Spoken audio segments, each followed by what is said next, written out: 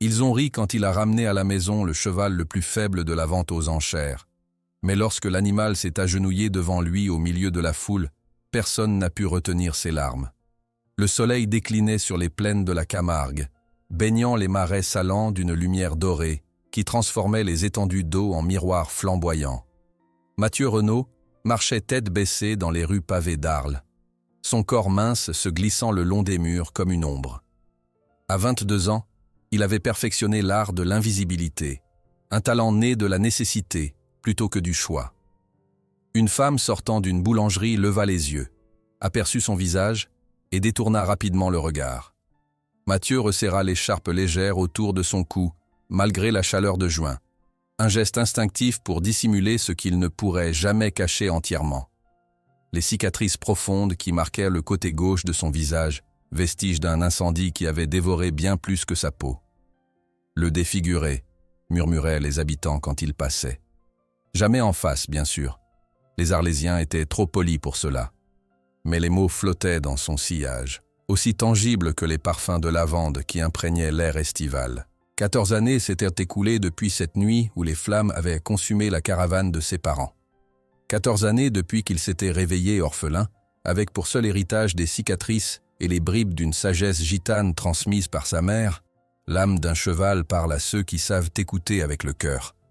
Ces mots, il les répétait chaque matin comme une prière, un mantra qui donnait un sens à sa solitude. Car s'il y avait une chose que Mathieu comprenait mieux que quiconque, c'était le langage silencieux des chevaux. Pas les mots, mais les intentions, les peurs, les désirs de ces créatures fières que son peuple vénérait depuis des siècles. Ce jour-là, il se dirigeait vers les Saintes-Maries de la Mer, où se tenait le prestigieux marché aux chevaux annuel. Non pas pour acheter, ses poches ne contenaient que quelques pièces gagnées en domptant des poulains récalcitrants pour les viticulteurs moins regardants sur ses origines, mais pour observer, apprendre, exister brièvement dans un monde où les chevaux étaient au centre de tout. Le trajet en bus fut pénible, comme toujours. Un siège vide à côté de lui malgré l'affluence, des regards furtifs suivis de chuchotements. Il avait appris à s'en détacher, à se réfugier dans ses souvenirs des conseils de sa mère sur le souffle d'un cheval, la position de ses oreilles, les subtiles tensions de son encolure. Lorsqu'il arriva au marché, la foule était déjà dense. Des acheteurs prospères en veste de tweed conversaient avec des éleveurs, tandis que des touristes s'extasiaient devant la beauté sauvage des chevaux camarguais à la robe blanche caractéristique. Mathieu se glissa entre les groupes, restant dans l'ombre des tentes et des enclos, invisible comme à son habitude. Un murmure d'excitation parcourut soudain la foule. Laurent Beaumont venait d'arriver. Propriétaire du prestigieux Arras de Provence, Beaumont était une institution dans la région, aussi redouté qu'admiré. Grand, élégant dans son costume sur mesure, il avançait entouré d'une cohorte d'assistants et de vétérinaires, distribuant poignées de main et sourires calculés. « Messieurs, mesdames », annonça-t-il d'une voix qui portait sans effort. « Je vous présente aujourd'hui un cas particulier. » Sur un geste, ses employés amenèrent un étalon camarguais dans l'enclos central. Mathieu sentit son cœur se serrer. L'animal, bien que de race pure, était méconnaissable, squelettique, le pelage terne, des marques de cravache visibles sur ses flancs. Mais ce qui frappa Mathieu plus que tout, ce furent ses yeux, injectés de terreur, comme si l'animal vivait dans un cauchemar permanent. Ce sauvage, poursuivit Beaumont avec un mépris à peine voilé, était promis à un grand avenir.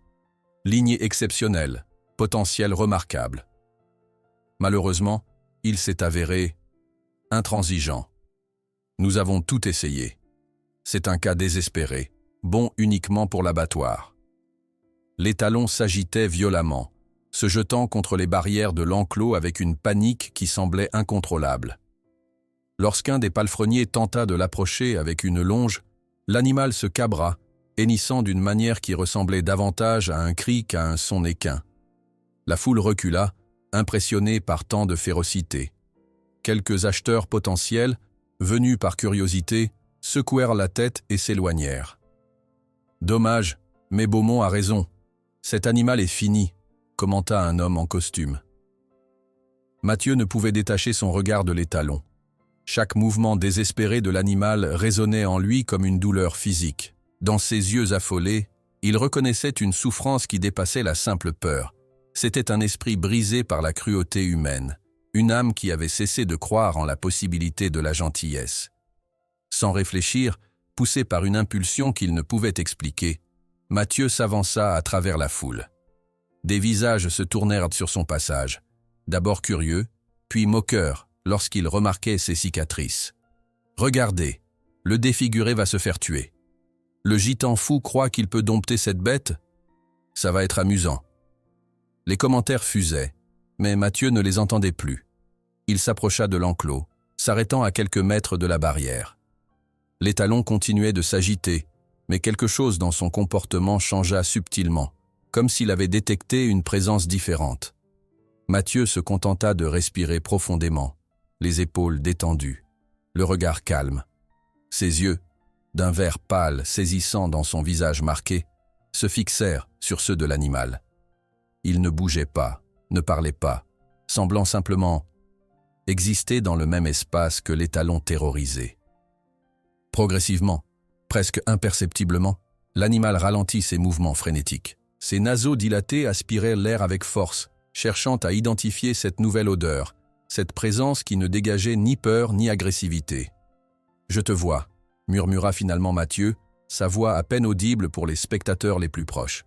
« Je te vois, Étoile. » Le nom était venu spontanément à ses lèvres, comme un don offert à cette créature qui semblait avoir tout perdu, même sa dignité.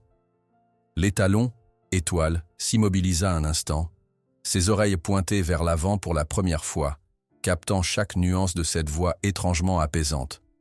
Laurent Beaumont, irrité par cette interruption imprévue, fit un geste impatient vers ses hommes. « Écartez cet intrus. Ce n'est pas un spectacle pour amateurs. » Mais lorsque les employés tentèrent d'approcher Mathieu, Étoile s'agita à nouveau violemment, comme s'il protestait contre leur intervention. Un murmure surpris parcourut la foule. « Combien ?» demanda Mathieu, sans quitter l'animal des yeux. Un silence incrédule suivit sa question. Puis des rires éclatèrent. Mathieu sortit de ses poches tout ce qu'il possédait. Quelques billets froissés et des pièces, le fruit de mois de travail acharné dans les vignobles et les écuries de la région. Beaumont observa cette maigre fortune avec un sourire condescendant. « Tu plaisantes, gitan ? Même pour l'abattoir, il vaut 10 fois plus. »« C'est tout ce que j'ai, » répondit simplement Mathieu. Quelque chose dans son regard dut intriguer Beaumont, car après un moment de réflexion, il haussa les épaules avec une indifférence théâtrale. « Prends-le, ce sera divertissant d'entendre quand il te tuera. » Des exclamations amusées et choquées parcoururent à l'assistance. Mathieu déposa son argent dans la main tendue d'un assistant et s'approcha lentement de la porte de l'enclos. « Tu auras besoin d'aide pour le sortir d'ici », lança un palefrenier avec un sourire narquois, tenant une longe et un licol. « À moins que tu ne comptes le porter sur ton dos, gitan. » Mathieu secoua doucement la tête. « Pas besoin. » Sous les regards incrédules, il ouvrit lui-même la porte de l'enclos et entra dans l'espace de l'étalon. Un frisson d'anticipation parcourut la foule, certains s'attendant à une démonstration spectaculaire, d'autres à un accident sanglant. Mais ce qui suivit déconcerta tout le monde. Mathieu s'assit simplement au sol, à quelques mètres de l'animal frémissant. Puis, d'une voix douce, il commença à fredonner une ancienne mélodie gitane, une berceuse que sa mère lui chantait avant que les flammes n'emportent sa voix à jamais. L'étalon recula jusqu'à la barrière opposée, les oreilles dressées, tous ses muscles tendus. Les minutes s'écoulèrent, longues et silencieuses. La foule, d'abord captivée, commença à s'ennuyer. Beaucoup s'éloignèrent, déçus par l'absence de drame immédiat. « Il va y passer la journée ?» demanda quelqu'un. « Laissez-le, le cheval finira par l'écraser », répondit un autre. Beaumont lui-même se désintéressa de la scène, partant avec son entourage vers d'autres enclos où des chevaux plus dociles attendèrent les acheteurs. Près d'une heure s'écoula. Mathieu n'avait pas bougé, continuant à chanter doucement, les yeux mi-clos comme s'il était seul au monde avec l'étalon. Et peut-être était-ce précisément cette qualité, cette absence totale de pression, d'attente, d'exigence, qui finit par intriguer Étoile. Dans un mouvement hésitant qui sembla surprendre l'animal lui-même, l'étalon fit un pas en avant, puis un autre. Ceux qui étaient restés pour observer retinrent leur souffle. Étoile s'approcha jusqu'à se tenir à 1 mètre de Mathieu, ses naseaux frémissants humant l'air avec intensité. Lentement, sans interrompre sa mélodie, Mathieu sortit de sa poche un morceau de pomme qu'il avait gardé de son maigre déjeuner. Il ouvrit sa paume, offrant le fruit sans insistance. L'étalon recula instantanément, méfiant, mais l'odeur sucrée l'attira à nouveau. Dans un geste qui laissa les quelques observateurs restant bouche bée, Étoile tendit finalement son encolure et prit délicatement le morceau de pomme, ses lèvres effleurant à peine la paume de Mathieu. « Je ne suis pas ton maître », murmura le jeune homme, les yeux brillants d'une émotion contenue. « Je suis ton ami. Rentrons à la maison. » Au crépuscule, quand la plupart des acheteurs et vendeurs avaient quitté le marché, une scène inhabituelle se déroulait à la sortie des Saintes Maries de la Mer. Un jeune homme au visage marqué marchait sur la route, suivi à quelques pas par un étalon blanc qui, bien que nerveux et sursautant au moindre bruit, avançait volontairement sans corde ni contrainte. Les quelques personnes qui assistèrent à ce départ improbable en parlèrent longtemps dans les cafés d'Arles, transformant progressivement l'anecdote en légende locale, celle du gitan qui parlait aux chevaux perdus. Ce qu'ils ne virent pas, c'était l'homme qui observait la scène depuis sa voiture luxueuse, son visage habituellement impassible marqué par une curiosité contrariée. Laurent Beaumont fit signe à son assistant, murmurant des instructions précises. « Suis ce gitan. Je veux savoir où il habite, et combien de temps il faudra avant que ce démon ne le tue. Peut-être pourrons-nous récupérer notre investissement à un bien meilleur prix quand cela arrivera. » La silhouette de Laurent Beaumont s'effaça dans la pénombre, tandis que Mathieu guidait Étoile sur le chemin poussiéreux menant à Arles. L'air nocturne portait les senteurs mêlées de sel et de lavande, typiques de la Camargue en ce début d'été.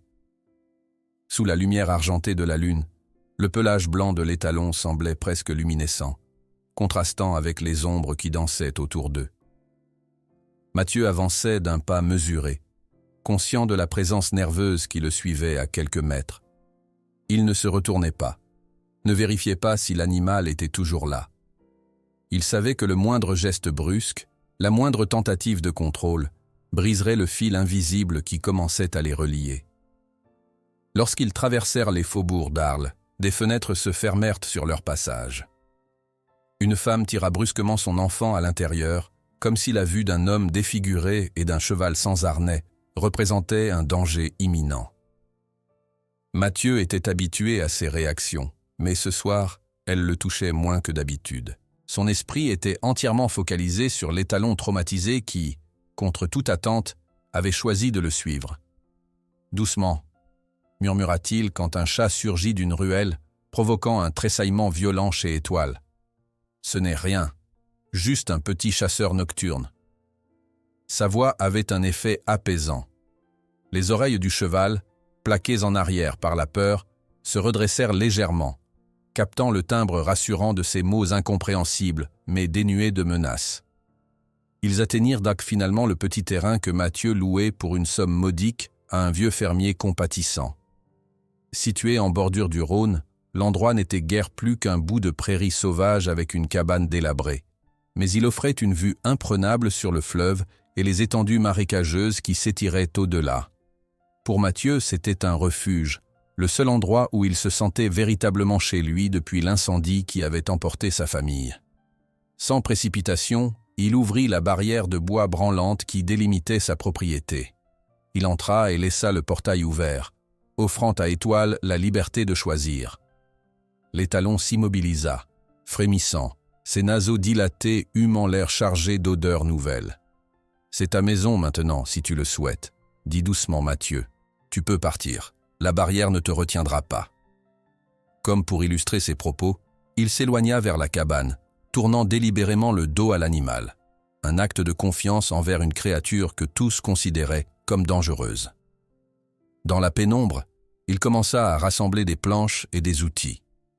La lune était haute lorsque Mathieu acheva de construire un abri rudimentaire adjacent à sa propre cabane. Rien d'élaboré. Un toit, 3 murs et une ouverture orientée vers l'est pour accueillir les premiers rayons du soleil. À sa grande surprise, Étoile n'avait pas fui. L'étalon se tenait à distance, observant chaque mouvement avec une vigilance qui trahissait des années de méfiance. Dans les buissons bordant la propriété, l'assistant de Beaumont observait la scène avec incrédulité. Il s'était attendu à voir le jeune gitan tenter de dompter l'animal récalcitrant avec des méthodes traditionnelles, corde, mort, peut-être même la force. Au lieu de cela, il assistait à un rituel incompréhensible où l'homme semblait simplement coexister avec la bête. À l'aube, après une brève nuit de sommeil, Mathieu sortit de sa cabane avec son vieux violon. L'instrument, miraculeusement préservé de l'incendie, était l'une des rares possessions auxquelles il tenait. Il s'assit à une distance respectueuse de l'abri qu'il avait construit, où Étoile s'était finalement réfugiée aux premières lueurs du jour. Les premières notes s'élevèrent, hésitantes, puis prirent de l'assurance. Une mélodie gitane, ancestrale et mélancolique, qui parlait de voyages sans fin et d'âme libre. Mathieu jouait les yeux mi-clos, perdu dans ses souvenirs, offrant cette musique non pas comme un appât ou une récompense, mais comme un don désintéressé. Étoile s'agitait dans son abri, testant les limites de cet espace nouveau, s'approchant de la barrière basse qui entourait le terrain. Une démarcation symbolique qu'il aurait pu franchir d'un simple bond s'il l'avait souhaité. Mais quelque chose le retenait. Peut-être la musique, peut-être l'absence totale de contraintes, si différente de tout ce qu'il avait connu ces derniers mois. Jour après jour, une routine s'établit. Chaque matin, Mathieu s'asseyait près de l'abri et jouait du violon ou récitait des poèmes de Baudelaire, appris durant ses rares jours d'école. Il déposait de la nourriture fraîche à mi-chemin entre lui et le cheval, puis s'éloignait sans insistance. Jamais il ne tentait d'approcher Étoile. Jamais il n'apportait de corde ou de harnais. Il existait simplement dans le même espace, respectant les frontières invisibles que l'animal établissait. Le temps n'existe pas pour qui a tout perdu, expliqua-t-il un matin au docteur Mercier, vétérinaire retraité dont la curiosité avait été piquée par les rumeurs circulant en ville. Le vieil homme était arrivé à l'improviste, attiré par les histoires de miracles qui commençaient à se propager dans les cafés d'Arles. Il s'était attendu à trouver un dompteur de chevaux excentrique. Au lieu de cela, il découvrit un jeune homme assis sous un olivier, lisant à voix haute l'Albatros de Baudelaire à un étalon émacié qu'il observait à distance. « Ce que vous faites est inhabituel », commenta le docteur Mercier après avoir observé cette étrange dynamique pendant près d'une heure. Mathieu haussa les épaules. « Je ne fais rien, en réalité.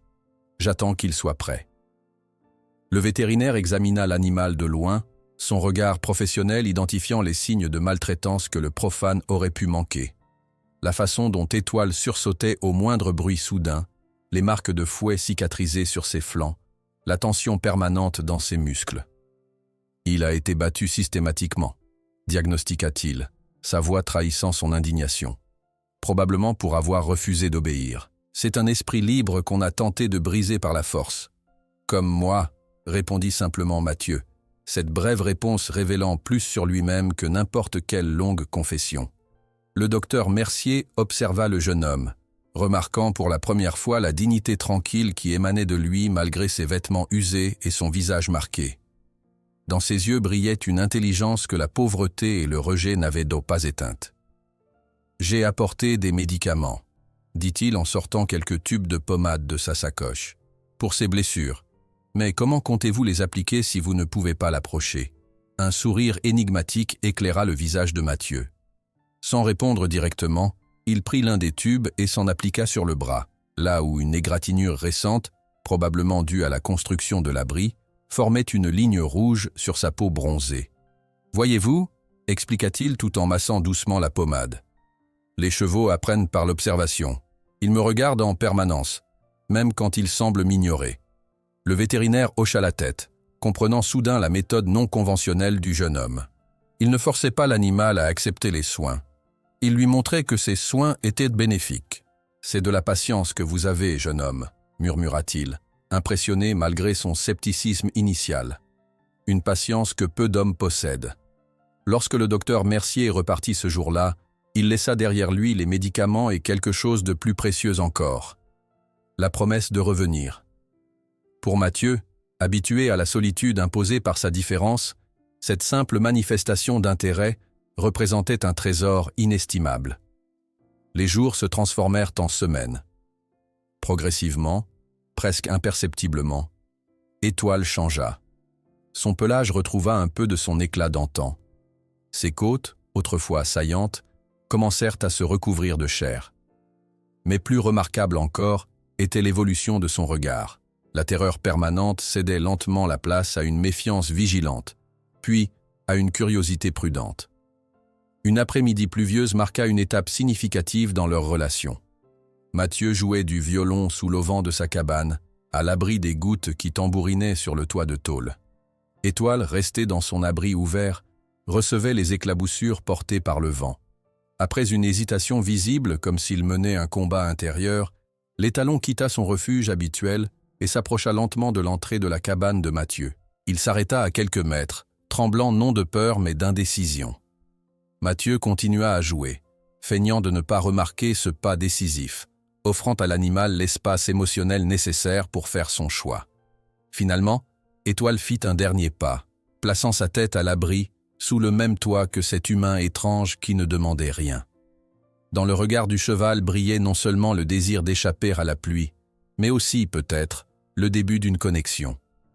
Le lendemain matin, l'assistant de Beaumont livrait son rapport. « C'est étrange, patron. Le gitan ne tente pas de le monter, n'utilise pas de corde, ne fait rien. Il existe simplement dans le même espace que l'animal. » Laurent Beaumont, confortablement installé dans son bureau luxueux du Haras de Provence, étudiait des documents anciens relatifs à Étoile. Son pédigré impressionnant, les sommes considérables investies dans son acquisition et son dressage avant que l'animal ne devienne problématique. « Intéressant, » murmura-t-il, un sourire froid se dessinant sur ses lèvres. « Continue à observer. Quand le cheval commencera à faire confiance, ce sera le moment parfait pour récupérer notre investissement et donner une leçon à ce gitan qui se mêle de ce qui ne le regarde pas. » L'assistant acquiesça, mais une question le tourmentait. Et si sa méthode fonctionne réellement? Le cheval semble déjà moins sauvage. Le regard que lui lança Beaumont le fit reculer d'un pas. Sa méthode? Cet ignorant n'a pas de méthode. Il a de la chance, c'est tout. La chance finit toujours par tourner. Mais tandis que Beaumont élaborait ses plans, quelque chose d'inattendu se produisait sur le petit terrain au bord du Rhône. Étoile, l'étalon que tous considéraient comme irrécupérable, commençait à guérir, non seulement de ses blessures physiques, mais aussi des cicatrices invisibles de la peur et de la méfiance. Et Mathieu, le jeune homme que la ville avait toujours rejeté, découvrait une vérité que sa mère lui avait enseignée longtemps auparavant. Parfois, les âmes les plus brisées sont celles qui nous aident à reconstruire la nôtre. Le lendemain, alors que Mathieu appliquait délicatement un onguent sur son bras égratigné, il ne remarqua pas la silhouette qu'il observait depuis les buissons. Ce n'était pas l'assistant de Beaumont cette fois, mais une jeune fille aux cheveux sombres dont les yeux ne trahissaient pas la malveillance de son père, mais une fascination croissante pour cette méthode douce qui contredisait tout ce qu'elle avait appris sur les chevaux dans la ferme familiale. Le soleil se levait à peine sur la Camargue, nimbant les marais d'une lumière dorée qui transformait l'eau en miroir scintillant.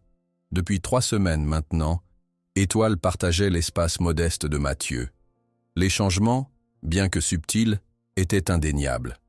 L'étalon avait pris du poids, son pelage retrouvant progressivement l'éclat nacré caractéristique des chevaux camarguais. Plus significative encore était l'évolution de son comportement.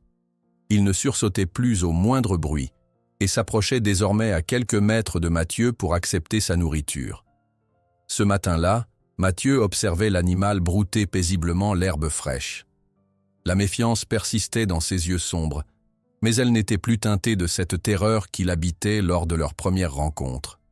Un sourire discret éclaira le visage marqué du jeune homme. Ces moments de calme représentaient de petites victoires quotidiennes qu'il chérissait en silence. Dans la ville d'Arles, cependant, les rumeurs allèrent bon train. Au Café des Lys, les habitués échangeaient commentaires et théories autour de leurs expressos matinaux. On dit que le gitan a ensorcelé la bête, affirmait un vieil agriculteur en tapotant sa pipe contre le rebord de la table. Ma cousine l'a vu marcher sur la route depuis les Saintes, le cheval le suivant comme un chien fidèle, sans bride, sans licol, Ce n'est pas naturel. Baliverne, rétorqua le pharmacien. Il utilise probablement des drogues. Ces gens-là connaissent toutes sortes de substances. À quelques tables de là, Laurent Beaumont écoutait ces conversations d'une oreille attentive tout en parcourant négligemment son journal. Depuis la vente aux enchères, son intérêt pour le sort d'Étoile n'avait cessé de croître, non par compassion, mais par calcul. Dans son bureau du Haras, il avait retrouvé les documents attestant de la valeur initiale de l'étalon, près de 50 000 € avant que l'animal ne devienne difficile. Si le gitan parvenait effectivement à calmer cette bête indomptable, « Une autre tasse, monsieur Beaumont ?» proposa le serveur, interrompant ses réflexions. « Non merci, Marcel.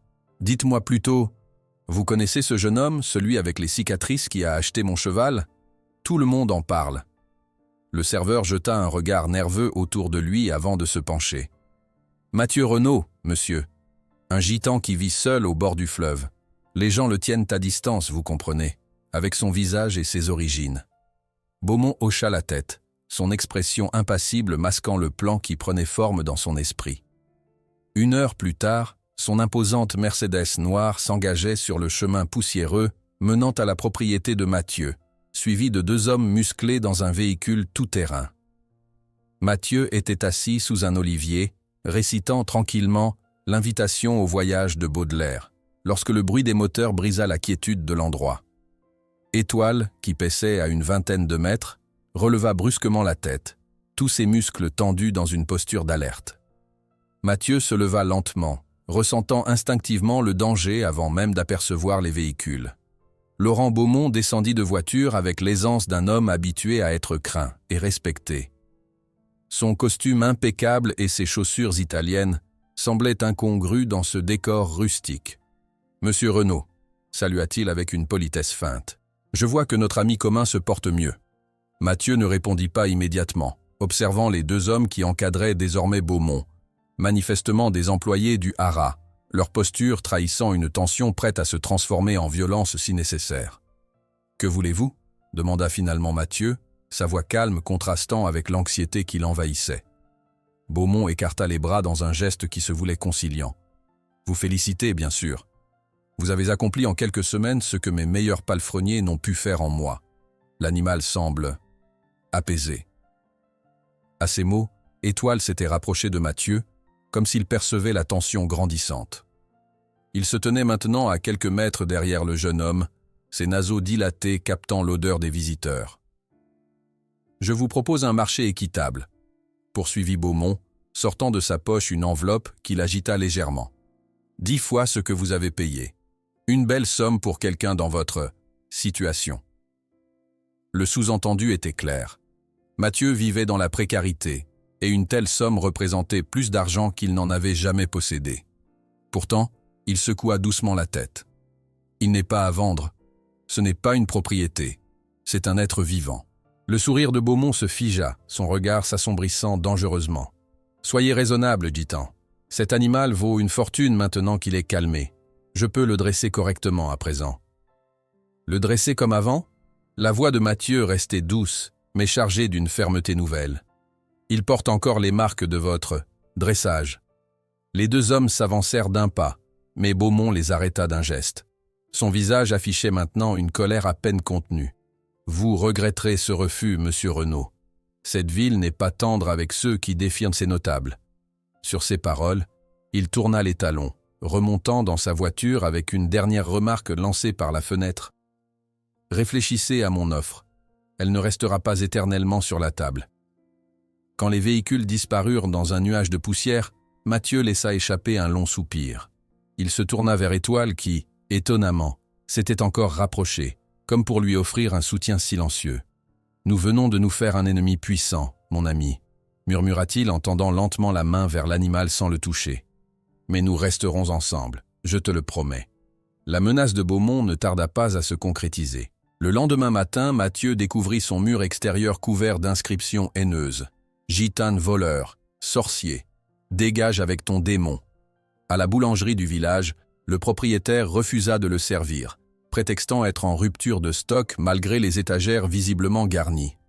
À la quincaillerie, où il venait acheter des clous pour renforcer l'abri d'Étoile, Le commerçant l'accueillit avec une hostilité à peine voilée. « On ne veut pas d'ennuis ici », marmonna l'homme en secouant la tête. « Beaumont est un client important. Trouve tes fournitures ailleurs. » Mathieu rentrait, les épaules voûtées par le poids du rejet, lorsqu'une voix familière l'interpella. C'était Madame Rosalie, la vieille boulangère dont le fils était mort en Algérie. Elle se tenait sur le seuil de sa maison, un paquet enveloppé de papier kraft entre les mains. « Tiens, petit », dit-elle en lui tendant le paquet qui dégageait un délicieux parfum de pain frais. « Ne fais pas attention aux imbéciles, ils suivent comme des moutons. » Stupéfait par ce geste inattendu, Mathieu accepta le cadeau. « Merci, madame, mais pourquoi m'aider ? Beaumont pourrait vous causer des problèmes. » La vieille femme eut un rire sec. « J'ai 78 ans, mon garçon. À mon âge, on craint plus le jugement de Dieu que celui des hommes. Et puis, ajouta-t-elle avec un clin d'œil, j'ai toujours préféré les rebelles. » Ce petit acte de bonté fut suivi d'autres, tout aussi discrets. Un matin, Mathieu trouva devant sa porte des ferrures neuves, un cadeau anonyme qu'il soupçonnait venir du forgeron, Monsieur Dupont. Le docteur Mercier continuait ses visites, apportant non seulement des médicaments pour Étoile, mais aussi des livres sur le comportement équin, et parfois, un repas chaud préparé par sa femme. « Vous êtes devenu une cause célèbre », expliqua le vétérinaire en observant Étoile qui, désormais, acceptait sa présence à condition que Mathieu reste visible. Beaumont a ses partisans, bien sûr. Mais d'autres en ville commencent à se poser des questions sur ses méthodes. Cette résistance silencieuse touchait profondément Mathieu, habitué depuis l'enfance à affronter seul l'adversité. Chaque petit geste de soutien renforçait sa détermination à protéger Étoile, et peut-être, à travers lui, à défendre quelque chose de plus grand. Le droit de chaque être, humain ou animal, à être traité avec dignité malgré ses cicatrices. La progression d'Étoile restait fragile, marquée d'avancées et de reculs. Certains jours, l'animal permettait à Mathieu de s'approcher suffisamment pour effleurer brièvement son encolure. D'autres matins, il se tenait à distance, comme si les fantômes de son passé étaient revenus le hanter durant la nuit. « La confiance n'est pas une ligne droite », expliquait Mathieu au docteur Mercier. « Elle va et vient comme les marées. » Cette philosophie fut mise à rude épreuve lors d'une nuit d'orage particulièrement violente. Les éclairs déchiraient le ciel, illuminant la plaine camarguaise de flashs bleutés qui rappelaient cruellement les souvenirs traumatiques d'Étoile. Les coups de tonnerre, semblables à des fouets claquant dans l'air, plongèrent l'animal dans une panique totale. Réveillé par des hennissements déchirants, Mathieu sortit précipitamment dans la tempête. La pluie battante le trempa instantanément, plaquant ses vêtements contre son corps mince. À la lueur d'un éclair, il aperçut Étoile galopant frénétiquement le long de la clôture, se jetant presque contre les poteaux dans sa terreur aveugle. Sans hésiter, Mathieu s'avança dans l'enclos, ignorant le danger que représentait un cheval de 500 kilos en proie à la panique. Au lieu d'essayer de l'attraper ou de le contenir, il se plaça au centre de l'espace et commença à chanter. Sa voix s'éleva, luttant contre le vacarme de l'orage, une ancienne mélodie gitane que sa mère lui chantait pour chasser ses cauchemars d'enfant. Progressivement, la course folle d'Étoile ralentit. L'animal tournait toujours, mais ses cercles se resserraient autour de Mathieu, comme attirés par cette voix qui offrait un point d'ancrage dans le chaos des éléments. Soudain, lors d'un éclair particulièrement violent, Étoile fit quelque chose d'extraordinaire. Au lieu de s'enfuir, il se précipita vers Mathieu, s'arrêtant à quelques centimètres de lui, tremblant de tout son corps. Dans cette proximité inattendue, Mathieu pouvait sentir la chaleur qui émanait de l'animal, voir la terreur qui dilatait ses pupilles. Avec une infinie douceur, il leva lentement la main et, pour la première fois, caressa délibérément l'encolure d'Étoile, accompagnant son geste de murmures apaisants. L'étalon frémit mais ne recula pas. Quelque chose d'essentiel venait de changer dans leur relation. Dans l'adversité de la tempête, Étoile avait choisi de chercher refuge auprès de l'humain, plutôt que de fuir. Un acte de confiance plus éloquent que n'importe quelle démonstration. Le lendemain matin, sous un ciel lavé et lumineux, Mathieu était assis près de l'abri, caressant doucement le cou d'Étoile qui s'était approché de lui-même. Ce moment de connexion paisible fut interrompu par des voix enfantines. Un groupe d'écoliers s'était arrêté devant la clôture, observant la scène avec une curiosité non dissimulée. « Regardez !» cria soudain l'un d'eux, pointant du doigt. « Le monstre a dompté le démon !» À ces mots, Étoile recula brusquement, ses oreilles plaquées en arrière, toute sa posture trahissant un retour instantané de la méfiance. Mathieu se figea, le cœur serré par une vérité douloureuse. La confiance si patiemment construite pouvait être détruite en un instant. Exactement ce que Beaumont attendait pour se produire. Les mots de l'enfant résonnèrent dans l'air matinal comme un coup de fouet. Mathieu resta immobile, observant avec une douleur muette Étoile qui s'éloignait à grands pas nerveux, la tête haute, les oreilles plaquées en arrière. En quelques secondes, le lien fragile tissé pendant la tempête semblait s'être dissipé comme la brume sous le soleil. « Partez !»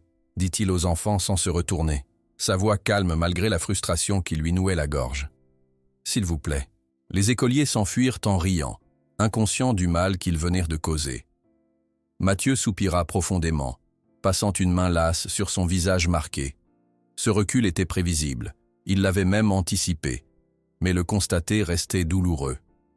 Durant les jours qui suivirent, Étoile maintint une distance prudente, comme si l'intrusion des étrangers avait ravivé ses souvenirs traumatiques. Il acceptait toujours la nourriture que Mathieu déposait, mais évitait tout contact, reculant dès que le jeune homme tentait de s'approcher. « Nous revenons au point de départ », confia Mathieu au docteur Mercier lors de sa visite hebdomadaire. Ils observaient l'étalon qui broutait à l'autre extrémité du terrain, jetant des regards méfiants dans leur direction. « Pas tout à fait », répondit le vétérinaire en ajustant ses lunettes. « Regardez sa posture. Il est vigilant, certes, mais pas terrorisé. C'est différent de son état initial. » Comment reconstruire ce que nous avions commencé à bâtir? Le vieil homme sourit avec sagesse. En faisant exactement ce que vous avez fait jusqu'à présent, lui offrir un choix. La confiance forcée n'est pas de la confiance, Mathieu. C'est de la soumission. Ces paroles résonnèrent en Mathieu. Sa propre expérience lui avait appris la différence entre ces deux états. Après l'incendie, son oncle l'avait accueilli par obligation, lui imposant une discipline rigide qu'il confondait avec l'éducation. Mathieu avait obéi, s'était soumis, mais jamais il n'avait fait confiance. Il décida d'adapter son approche, créant une routine encore plus prévisible qu'auparavant. Chaque geste, chaque activité suivait désormais un horaire précis. Le petit déjeuner à l'aube, suivi de la lecture, toujours au même endroit, sous le grand olivier. Midi amenait la musique, des mélodies gitanes jouées sur son vieux violon. L'après-midi était consacré aux tâches quotidiennes, effectuées en fredonnant doucement. Le soir, il allumait un petit feu et parlait à Étoile des étoiles, des voyages de son enfance, des légendes de son peuple. Cette constance était sa façon de dire « Tu peux compter sur moi. Je suis prévisible. Je ne te surprendrai pas. » Pendant ce temps, Laurent Beaumont intensifiait sa campagne contre le jeune gitan.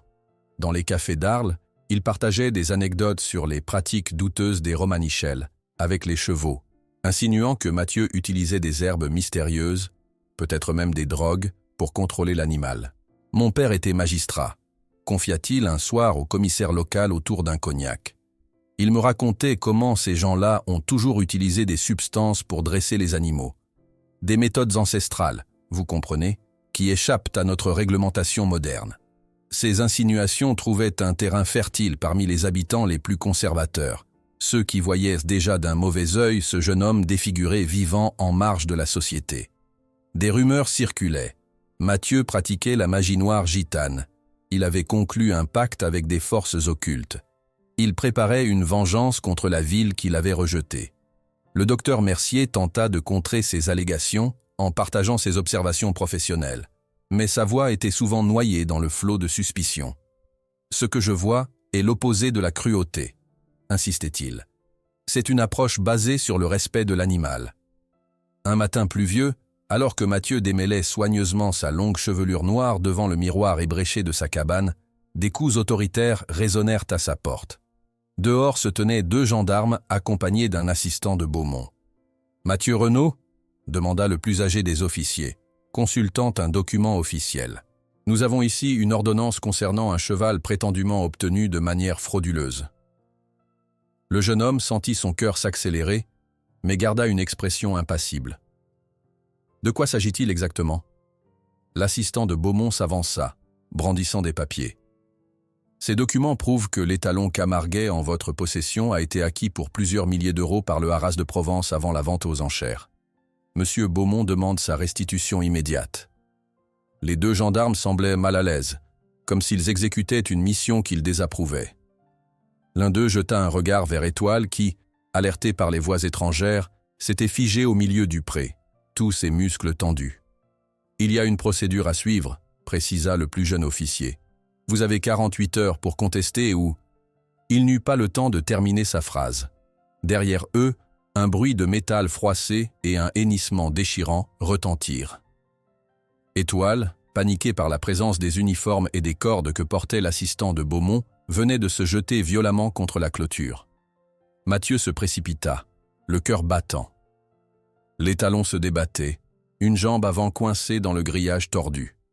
Le sang commençait déjà à perler sur sa robe blanche. « Écartez-vous » cria l'assistant en déroulant une corde. « Je vais le maîtriser. »« Non » Mathieu leva les mains en signe d'apaisement.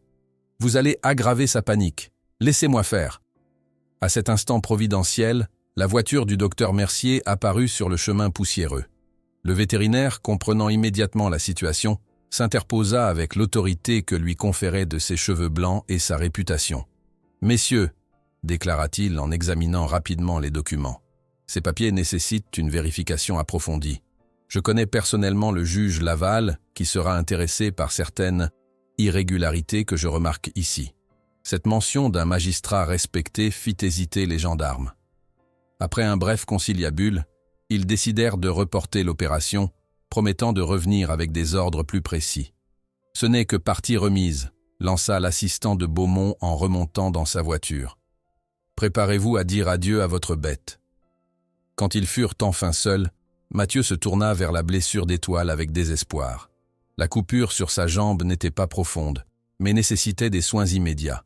Comment approcher un animal traumatisé, dont la confiance venait d'être à nouveau ébranlée, pour traiter une blessure douloureuse? « Il faut désinfecter rapidement », murmura le docteur Mercier en tendant à Mathieu un flacon d'antiseptique et des compresses. « Mais s'il se débat, il risque d'aggraver la plaie. » Mathieu observa Étoile qui s'était retiré au fond du terrain, sa jambe blessée légèrement relevée, son regard rempli d'une méfiance renouvelée. Une idée lui traversa l'esprit, risquée, incertaine, mais guidée par une intuition profonde sur la psychologie de l'animal. Sans un mot, il prit un morceau de clôture métallique tordu et s'entailla délibérément l'avant-bras, créant une égratignure qui saignait légèrement. Le docteur Mercier étouffa une exclamation de surprise. « Que faites-vous »« Une démonstration », répondit simplement Mathieu. Il s'assit au sol, à mi-chemin entre la cabane et l'endroit où se tenait Étoile.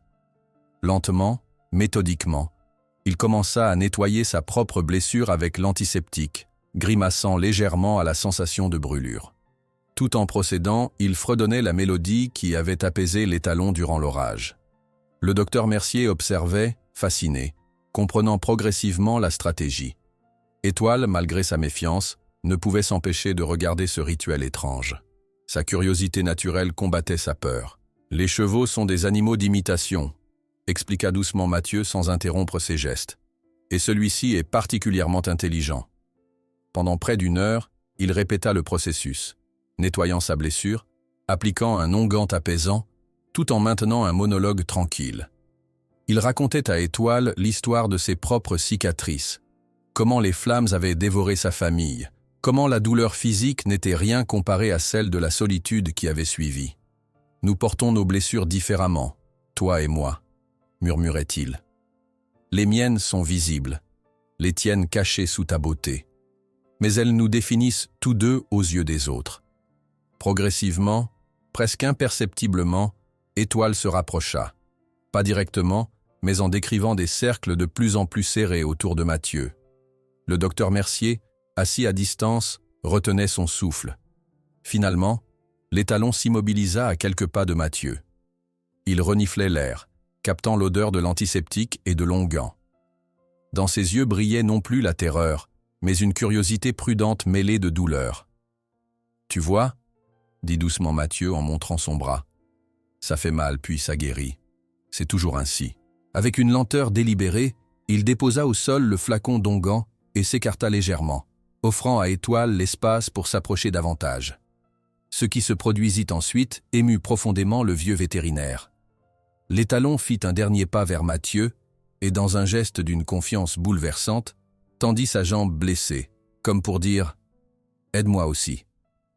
Les larmes aux yeux, Mathieu commença à nettoyer délicatement la plaie. Chaque fois que l'animal tressaillait de douleur, il ralentissait ses mouvements, murmurant des encouragements. Ce premier contact véritable, né de la nécessité et de la souffrance partagée, créait entre eux un lien plus profond que toutes les semaines de coexistence pacifique. « C'est remarquable », souffla le docteur Mercier quand le traitement fut terminé. « En 30 ans de médecine vétérinaire, je n'ai jamais vu un cheval maltraité faire confiance ainsi. » Mathieu caressa doucement l'encolure d'Étoile, qui le permettait désormais.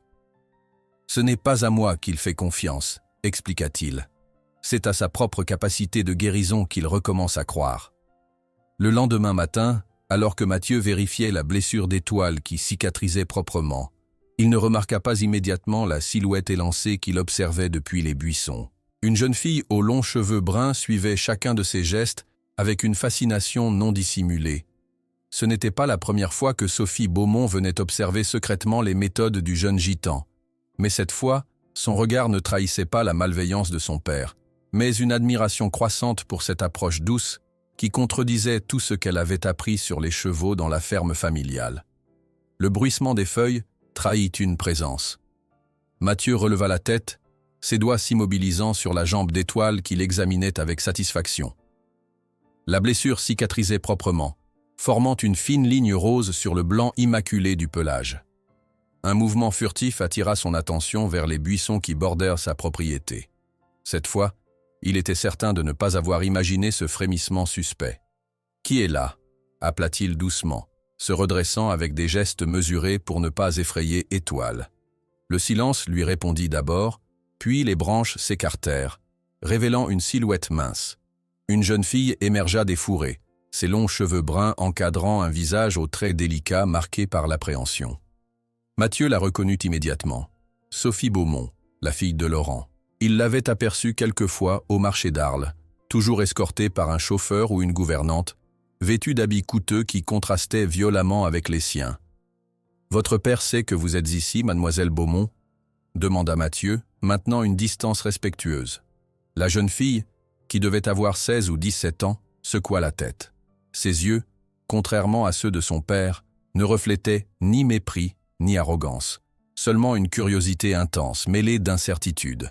« Je vous observe depuis plusieurs jours, » admit-elle, sa voix trahissant une éducation privilégiée. « La façon dont vous traitez ce cheval, c'est différent de tout ce que j'ai vu. » Étoile, alertée par cette nouvelle présence, s'était légèrement écartée, mais sans manifester la panique qui caractérisait autrefois ses réactions aux étrangers. Il observait la scène, oreilles dressées, dans une posture d'évaluation plutôt que de fuite immédiate. « Les chevaux au haras ont peur, » poursuivit Sophie, s'avançant d'un pas hésitant. « Même l'une, ma propre jument, elle tremble quand mon père s'approche d'elle. » Un éclair de douleur traversa son regard, et Mathieu comprit que cette visite n'était pas motivée par une simple curiosité. La jeune fille semblait porter un fardeau, une vérité qu'elle n'avait partagée avec personne. « J'ai vu comment il les dresse, » continua-t-elle, la voix plus basse. « Les palefreniers disent que c'est nécessaire, que certains chevaux ne comprennent que la force. » Elle s'interrompit, comme si les mots suivants lui brûlèrent la gorge. Dans ce silence, Mathieu aperçut furtivement le souvenir qui la hantait. Son père, cravache en main, dominant un animal terrorisé jusqu'à ce que sa volonté soit brisée. « Mais vous, » reprit-elle en désignant Étoile, « vous n'utilisez ni cravache, ni mors, ni éperon. Et pourtant, il vous écoute. Il vous fait confiance. » Avant que Mathieu ne puisse répondre, le bruit d'une voiture approchant sur le chemin poussiéreux les interrompit. Sophie se raidit, prête à fuir, mais Mathieu la rassura d'un geste. « C'est probablement le docteur Mercier. Il vient tous les jours depuis l'incident. » Effectivement, la vieille Citroën du vétérinaire apparut, soulevant un nuage de poussière ocre. Le vieil homme en descendit, une expression grave creusant les rides de son visage. Il salua Sophie d'un hochement de tête surpris, avant de se tourner vers Mathieu. « Beaumont a obtenu une ordonnance judiciaire », annonça-t-il sans préambule. « L'audience est dans 2 semaines. Il réclame la restitution immédiate d'Étoile. » Le cœur de Mathieu se serra douloureusement. 2 semaines. 14 jours, avant que tout ce qu'il avait construit avec Étoile ne soit potentiellement détruit. « Comment peut-il faire ça ?» s'indigna Sophie. « C'était une vente légale devant témoins. » Le docteur Mercier observa la jeune fille avec une curiosité nouvelle. « Mademoiselle Beaumont, n'est-ce pas? Votre présence ici est inattendue. » « Elle s'intéresse aux méthodes de dressage alternatives », intervint Mathieu, offrant à Sophie une échappatoire diplomatique qu'elle saisit avec un regard reconnaissant. Le vétérinaire hocha la tête, peu convaincu mais trop préoccupé par l'urgence de la situation pour s'attarder sur cette présence insolite. « Nous devons agir rapidement. J'ai contacté quelques personnes en ville. Une réunion est prévue ce soir chez moi. » Tandis que les 2 hommes discutaient de stratégie, Sophie s'était approchée doucement d'Étoile. Contrairement aux gestes brusques qu'on lui avait enseignés au haras, elle imitait la posture calme et ouverte de Mathieu. L'étalon l'observait avec méfiance, mais sans la terreur qui aurait marqué une telle proximité quelques semaines plus tôt. Cette scène n'échappa pas à Mathieu. Quand le docteur Mercier repartit, promettant de revenir avec des nouvelles après la réunion, il se tourna vers Sophie. « Ce n'est pas une technique, » expliqua-t-il, répondant à la question qu'elle n'avait pas encore formulée. « C'est du respect. Voir l'animal comme un égal avec des peurs et des désirs. Mon père dit que les chevaux sont comme des enfants. Ils ont besoin d'une discipline ferme. » Mathieu secoua doucement la tête. « Les chevaux sont des proies par nature. La peur est leur premier instinct. Quand on utilise la force, on ne fait que confirmer leur pire crainte, que les humains sont des prédateurs. » Sophie absorba ces paroles, son regard alternant entre le jeune homme et l'étalon qui, à distance respectueuse, les observait avec une curiosité prudente. « Enseignez-moi, » demanda-t-elle soudain. « Apprenez-moi comment vous faites ça. » La requête prit Mathieu au dépourvu. Ce n'est pas quelque chose qu'on apprend en quelques leçons. C'est une façon d'être, une philosophie entière. « S'il vous plaît, » insista Sophie, une détermination nouvelle illuminant son regard. Lune souffre. Je le vois dans ses yeux. Je ne peux plus supporter qu'elle vive dans la peur. Le lendemain, à l'aube, Sophie revint, conduisant discrètement une élégante jument à la robe gris pâle. Lune était magnifique, de lignée pure, mais son comportement trahissait des années de dressage autoritaire. Elle sursautait au moindre mouvement, ses yeux constamment dilatés par l'appréhension. « Elle a été dressée par le chef palefrenier de mon père », expliqua Sophie, tandis que Mathieu observait l'animal à distance. « Il dit qu'elle est têtue, qu'elle teste constamment l'autorité. »« Ce n'est pas de l'entêtement, » répondit doucement Mathieu. « C'est de la méfiance. Regardez ses oreilles, toujours en mouvement, cherchant le danger. Elle s'attend à être punie à tout moment. » Dans la lumière dorée du matin, il guida Sophie à travers les premières étapes de sa méthode. « Abaissez-vous à son niveau. Ne dominez jamais un cheval effrayé. Asseyez-vous, montrez que vous n'êtes pas une menace. » Sophie l'imita maladroitement, peu habituée à s'asseoir dans la poussière avec ses vêtements d'équitation coûteux. Mais son désir d'apprendre était sincère, et Mathieu reconnaissait en elle une sensibilité que son père n'avait pas su cultiver. Pendant qu'il travaillait avec Lune, Étoile observait depuis son côté du terrain, manifestement intrigué par la nouvelle venue équine. Progressivement, il s'approcha, guidé par cette curiosité naturelle que même les pires traitements n'avaient pu éteindre complètement. « Ne bougez pas, » murmura Mathieu à Sophie. « Laissez-les se découvrir. » Le moment où les 2 chevaux se touchèrent le bout du nez fut d'une beauté saisissante. 2 créatures blessées par les mêmes mains humaines, se reconnaissant mutuellement, partageant sans mots un langage de survivants. « C'est magnifique », souffla Sophie, les yeux brillants d'émotion. « Mon père dit que les gitans volent et mentent. Mais vous êtes la personne la plus honnête que j'ai jamais rencontrée. » Mathieu détourna le regard, mal à l'aise face à cet éloge direct. « La vérité est simple avec les chevaux. Ils savent immédiatement si vous êtes sincère ou non. » Les jours suivants établirent une routine. Sophie arrivait à l'aube avec Lune, prétextant des promenades matinales que personne au haras ne pensait à questionner. Sous la guidance patiente de Mathieu, elle apprenait à décoder le langage corporel de sa jument, à reconnaître les signes subtils de stress ou de détente. Pendant ce temps, le docteur Mercier organisait la résistance. Une réunion discrète chez Madame Rosalie rassembla les quelques alliés de Mathieu. La moitié de la ville craint Beaumont, révéla la vieille boulangère en servant du thé. L'autre moitié lui doit de l'argent. Mais l'opinion change, ajouta le forgeron, Monsieur Dupont, depuis que certains ont vu comment le cheval réagit aux gitans. Ce n'est pas naturel, disent-ils, mais dans le bon sens. Ils élaborèrent un plan pour contester légalement l'ordonnance, rassemblant témoignages et preuves de la vente publique. Le juge Laval, à la retraite mais toujours influent, accepta de les conseiller, intrigué par cette affaire qui remettait en question les pratiques d'élevage traditionnelles. Un matin, après une session particulièrement productive, où l'une avait accepté pour la première fois un toucher prolongé de Sophie sans tressaillir, la jeune fille s'attarda, visiblement réticente à partir. « Quelque chose ne va pas ?» demanda Mathieu, percevant son trouble. « Mon père parle constamment de vous, » admit-elle. Il est obsédé par l'idée de récupérer Étoile. Ce n'est plus une question d'argent, c'est devenu personnel. Mathieu hocha la tête, comprenant la dynamique en jeu.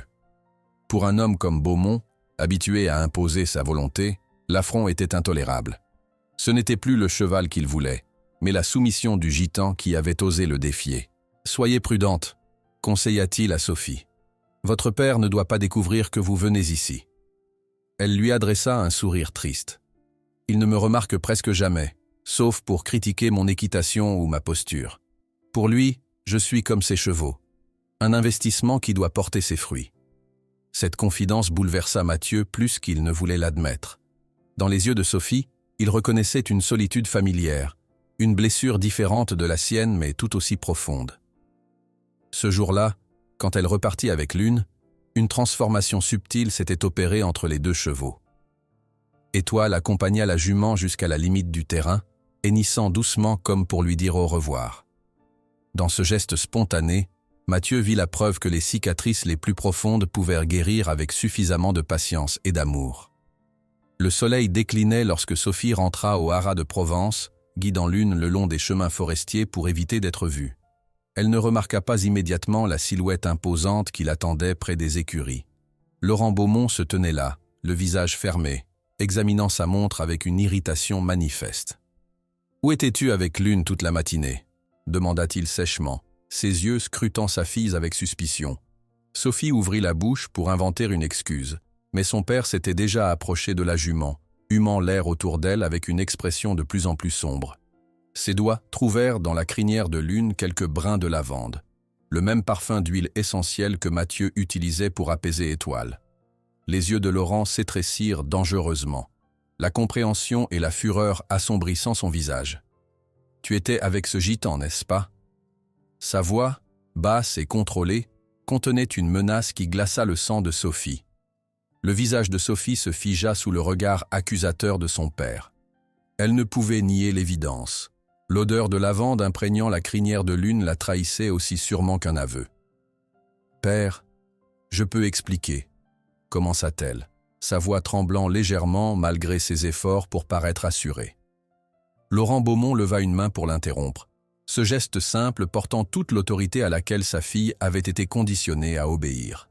« Dans mon bureau, maintenant. » Le trajet jusqu'à l'imposante demeure familiale se fit dans un silence oppressant. Sophie sentait le poids du regard des palefreniers qui détournaient pudiquement les yeux, habitués aux colères de leur employeur.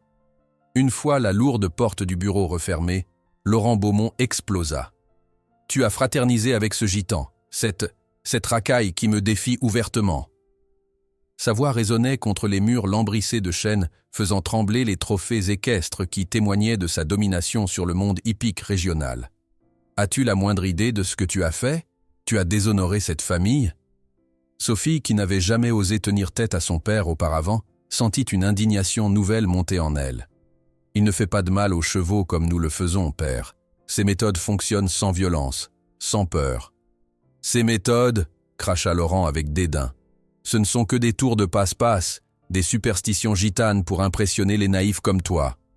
D'un geste violent, il balaya les papiers sur son bureau, révélant une liasse de documents concernant Étoile. J'ai investi des fortunes dans cet étalon. Année de sélection génétique, entraîneur de renommée internationale. Et quand il a montré son caractère récalcitrant, j'ai employé les méthodes qui ont fait la réputation de ce hara depuis 3 générations. Des méthodes cruelles, murmura Sophie, les yeux fixés sur une cravache posée en évidence sur le bureau. Cette remarque sembla toucher un point sensible. Laurent s'approcha dangereusement de sa fille, son visage déformé par une colère froide plus terrifiante que ses éclats habituels. « Tu es consigné dans ta chambre jusqu'à nouvel ordre. Antoine te surveillera jour et nuit. » D'un geste brusque, il lui arracha son téléphone portable. Plus de communication avec l'extérieur, plus d'équitation, plus rien jusqu'à ce que tu comprennes où se trouve ta loyauté. Lorsque Sophie fut escortée à sa chambre par le stoïque Antoine, ancien militaire reconverti en garde du corps, elle réalisa l'ampleur de sa situation. La fenêtre de sa chambre donnait sur les écuries où l'une avait été enfermée dans son box, privée de la liberté relative du paddock. 2 mondes parallèlement emprisonnés. Pendant ce temps, ignorant encore la tempête qu'il avait involontairement déclenchée, Mathieu recevait la visite du docteur Mercier. Le vétérinaire, plus agité que d'habitude, apportait des nouvelles alarmantes. « Beaumont a accéléré la procédure », annonça-t-il sans préambule, son souffle court trahissant son empressement. « L'audience a été avancée à dans 3 jours. » Mathieu sentit son cœur se serrer. « Comment est-ce possible ? » « Il a des relations au tribunal », expliqua le vieil homme en s'asseyant lourdement sur une chaise bancale. « Un juge lui doit une faveur, apparemment. La convocation officielle arrivera demain. » Étoile, comme s'il percevait la tension émanant des 2 hommes, s'était approché de la clôture, ses oreilles orientées vers leur conversation. Ces derniers jours, sa transformation s'était accélérée. Il acceptait désormais le contact de Mathieu sans réserve, permettant même au docteur Mercier de l'examiner brièvement. « Nous pourrions fuir », suggéra Mathieu, l'idée surgissant spontanément dans son esprit. « Les montagnes, les forêts. Je connais des endroits où personne ne nous trouverait. » Le docteur Mercier secoua tristement la tête. « Ce serait exactement ce qu'il veut, un motif pour vous poursuivre légalement, pour transformer cette histoire en celle d'un gitan voleur confirmant tous les préjugés. Ce serait une solution temporaire, mon ami. » Le vétérinaire avait raison, bien sûr. Fuir signifierait abandonner non seulement sa modeste propriété, mais aussi renoncer à toute possibilité de vie normale. Ce serait condamner Étoile à une existence de fugitif, sans soins vétérinaires appropriés si nécessaire. « Que me suggérez-vous alors ?» demanda Mathieu, sa main caressant distraitement l'encolure d'Étoile qui s'était encore rapprochée, comme pour offrir son soutien silencieux. « Nous avons mobilisé quelques personnes, » répondit le docteur Mercier. Des témoins du marché qui confirmeront la légalité de la vente. J'ai même contacté un avocat à Marseille qui accepte de vous représenter gratuitement. Il s'intéresse aux droits des animaux. Cette nuit-là, incapable de trouver le sommeil, Mathieu s'installa sous les étoiles avec son violon. Les notes mélancoliques s'élevèrent dans l'air nocturne, portant avec elles les doutes et les craintes qu'il n'osait exprimer à voix haute. Étoile, contrairement à son habitude de se retirer dans son abri pour la nuit, vint s'allonger près de lui, sa présence offrant un réconfort silencieux. « Que deviendras-tu s'il te ramène là-bas » murmura Mathieu, en posant une main sur l'encolure puissante de l'animal. Tout ce chemin parcouru, toute cette confiance reconstruite, pour revenir à la terreur et au coup. Un hennissement doux lui répondit, comme si Étoile comprenait parfaitement la gravité de leur situation. À l'aube, un bruit de pas précipité réveilla Mathieu qui s'était assoupi contre le flanc chaud de l'étalon. Une intimité qui aurait été impensable quelques semaines plus tôt. Une silhouette mince se découpait dans la lumière naissante. Sophie Beaumont, échevelée et essoufflée, avait manifestement couru jusqu'ici. « Comment avez-vous » commença Mathieu, stupéfait de la voir. « J'ai soudoyé Antoine avec mes boucles d'oreilles en diamant », expliqua-t-elle rapidement. Il m'a laissé sortir pour 1 heure, pas plus. Mon père sait tout, Mathieu. Il m'a enfermé, mais ce n'est pas le pire. Le visage de la jeune fille trahissait une peur qui dépassait la simple crainte d'une punition paternelle. Il veut non seulement récupérer Étoile, mais vous détruire complètement. Il prépare des accusations de pratiques illégales de médecine vétérinaire, d'escroquerie, même de maltraitance animale. Il a des témoins prêts à jurer n'importe quoi. Cette nouvelle frappa Mathieu comme un coup physique. Beaumont n'allait pas se contenter de lui reprendre Étoile. Il voulait l'anéantir juridiquement, confirmer tous les préjugés contre les gitans, le transformer en exemple pour quiconque oserait le défier. « Nous devons faire quelque chose », insista Sophie, ses yeux reflétant une détermination nouvelle. Quelqu'un doit raconter la vérité sur ses méthodes, sur ce qu'il fait aux chevaux qui lui résistent.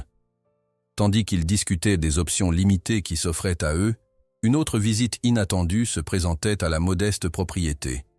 Jeanne Dufour, journaliste au Le Provençal, arrivait accompagnée de Madame Rosalie. La vieille boulangère avait pris sur elle de contacter la presse, convaincue que seule la lumière publique pourrait contrecarrer l'influence de Beaumont. Madame Dufour s'intéresse aux histoires qui sortent de l'ordinaire, expliqua Madame Rosalie. Je lui ai parlé d'un gitan qui parle aux chevaux brisés. La journaliste, une femme d'une quarantaine d'années au regard perçant, ne cachait pas son scepticisme initial. Je ne crois pas aux contes de fées sur les enchanteurs de chevaux, monsieur Renaud, mais je crois aux abus de pouvoir et aux injustices. Si votre histoire est vraie, elle mérite d'être racontée. Sophie, qui s'était discrètement écartée à l'arrivée des nouvelles venues, s'avança soudain. Je peux témoigner. Je suis Sophie Beaumont, et je peux vous dire exactement comment mon père traite ses chevaux. L'expression de la journaliste changea instantanément, comprenant la valeur explosive d'un tel témoignage. Cependant, avant qu'elle ne puisse répondre, Mathieu intervint, préoccupé par les conséquences pour la jeune fille. « Sophie, réfléchissez. Votre père ne vous pardonnera jamais une telle chose. »« Il ne me pardonnera jamais de toute façon, » répondit-elle avec une résignation qui trahissait des années de relations difficiles. Au moins, cela aura servi à quelque chose. Pour convaincre définitivement la journaliste, Mathieu proposa une démonstration. Sous les yeux attentifs de Jeanne Dufour, il approcha Étoile qui broutait paisiblement à quelques mètres. Sans commande verbale, sans geste brusque, il établit un contact visuel avec l'animal qui, spontanément, s'approcha de lui. Ce qui suivit stupéfia la journaliste. L'étalon, autrefois décrit comme une bête sauvage et incontrôlable, acceptait non seulement le contact de Mathieu, mais manifestait une confiance qui défiait toutes les méthodes traditionnelles de dressage. Lorsque le jeune homme s'accroupit, Étoile posa délicatement sa tête sur son épaule, un geste de vulnérabilité totale, exposant sa gorge et démontrant une confiance absolue. « C'est incroyable », murmura Jeanne en prenant frénétiquement des notes. « Comment avez-vous obtenu ce résultat en si peu de temps ?»« Pas par la force », répondit simplement Mathieu. « La force ne crée que de la résistance ou de la soumission, jamais de la vraie coopération. Étoile a choisi de faire confiance parce que je lui ai laissé ce choix. » Pendant l'heure qui suivit, la journaliste documenta méticuleusement l'histoire, photographiant les cicatrices encore visibles sur le corps d'Étoile, écoutant les témoignages du docteur Mercier sur l'état initial de l'animal et recueillant les observations troublantes de Sophie sur les pratiques du haras familial. « Cette histoire sera publiée demain, avant l'audience, » promit Jeanne en rangeant son matériel. « Beaumont contrôle peut-être des juges, mais il ne peut pas contrôler l'opinion publique quand les gens verront ce qui se passe réellement ici. » Tandis que la journaliste s'apprêtait à partir, deux hommes apparurent sur le chemin menant à la propriété. Leur démarche assurée et leur regard scrutateur trahissaient leur profession. Des enquêteurs privés, probablement engagés par Beaumont pour rassembler des éléments compromettants. Mathieu sentit une tension immédiate envahir son corps, un signal que Étoile perçut instantanément. L'étalon, désormais si sensible aux émotions de son compagnon humain, releva la tête, ses oreilles pointées vers les intrus. Puis, dans un geste qui laissa tous les présents stupéfaits, il s'avança délibérément pour se placer entre Mathieu et les nouveaux arrivants, sa posture trahissant une intention protectrice. Un hennissement d'avertissement, grave et puissant, jaillit de sa gorge, un son qui n'avait rien de la peur, mais tout de la détermination. Le message était limpide, même pour ceux qui ne parlaient pas le langage des chevaux. Approchez à vos risques et périls. Les deux hommes s'immobilisèrent, visiblement décontenancés par ce comportement inattendu. L'un d'eux, reculant prudemment, sortit son téléphone et s'éloigna pour passer un appel, tandis que Jeanne Dufour, saisissant l'importance du moment, prenait une dernière photo de cette scène extraordinaire. Un cheval autrefois terrorisé devenu protecteur de l'homme qui l'avait sauvé. « Cette photo fera la une », affirma-t-elle avec conviction, avant d'ajouter d'une voix déterminée. « Cette histoire sera publiée demain, avant l'audience. Beaumont peut contrôler des juges, mais pas l'opinion publique quand ils verront ce qui se passe réellement ici. » Sans se douter que l'un des hommes était déjà au téléphone avec Laurent, rapportant cette nouvelle complication dans ses plans. Les mots de Jeanne Dufour flottaient encore dans l'air quand les deux hommes disparurent au tournant du chemin. Sophie, soudain consciente du temps qui s'écoulait, jeta un regard anxieux vers le ciel qui s'éclaircissait progressivement. « Je dois rentrer avant qu'Antoine ne remarque mon absence », murmura-t-elle, l'angoisse perceptible dans sa voix. « Mon père ne me laissera plus jamais sortir s'il découvre que j'ai échappé à sa surveillance. » Mathieu acquiesça gravement, comprenant l'urgence de sa situation. « Soyez prudente, Sophie.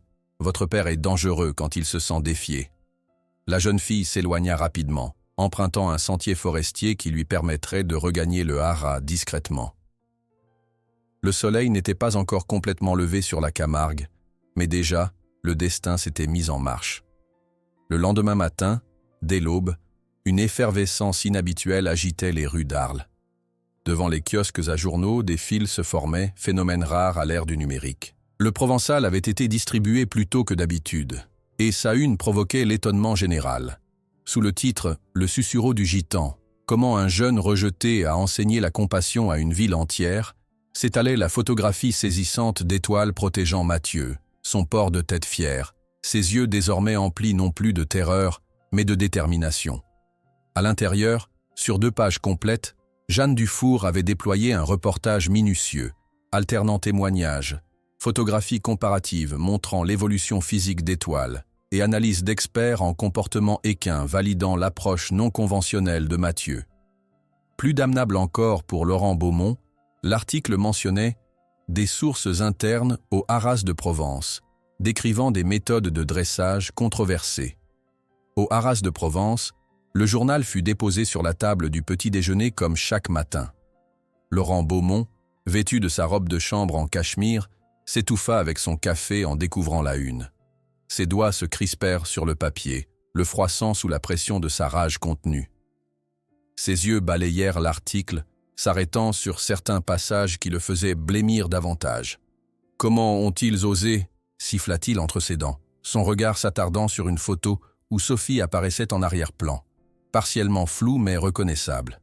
D'un geste brusque, il décrocha son téléphone, composant le numéro de son avocat. « Charles, c'est Beaumont. As-tu vu le Provençal ce matin ? » ?»« Oui, exactement. Je veux que cette parution soit retirée immédiatement. Contacte l'imprimerie, les distributeurs, tous, et avance l'audience à aujourd'hui. »« Oui, aujourd'hui même. Je me fiche des procédures. Trouve une excuse. Une urgence concernant le bien-être animal. N'importe quoi. » Son regard dériva vers la fenêtre qui donnait sur la chambre de Sophie, où les rideaux restaient tirés.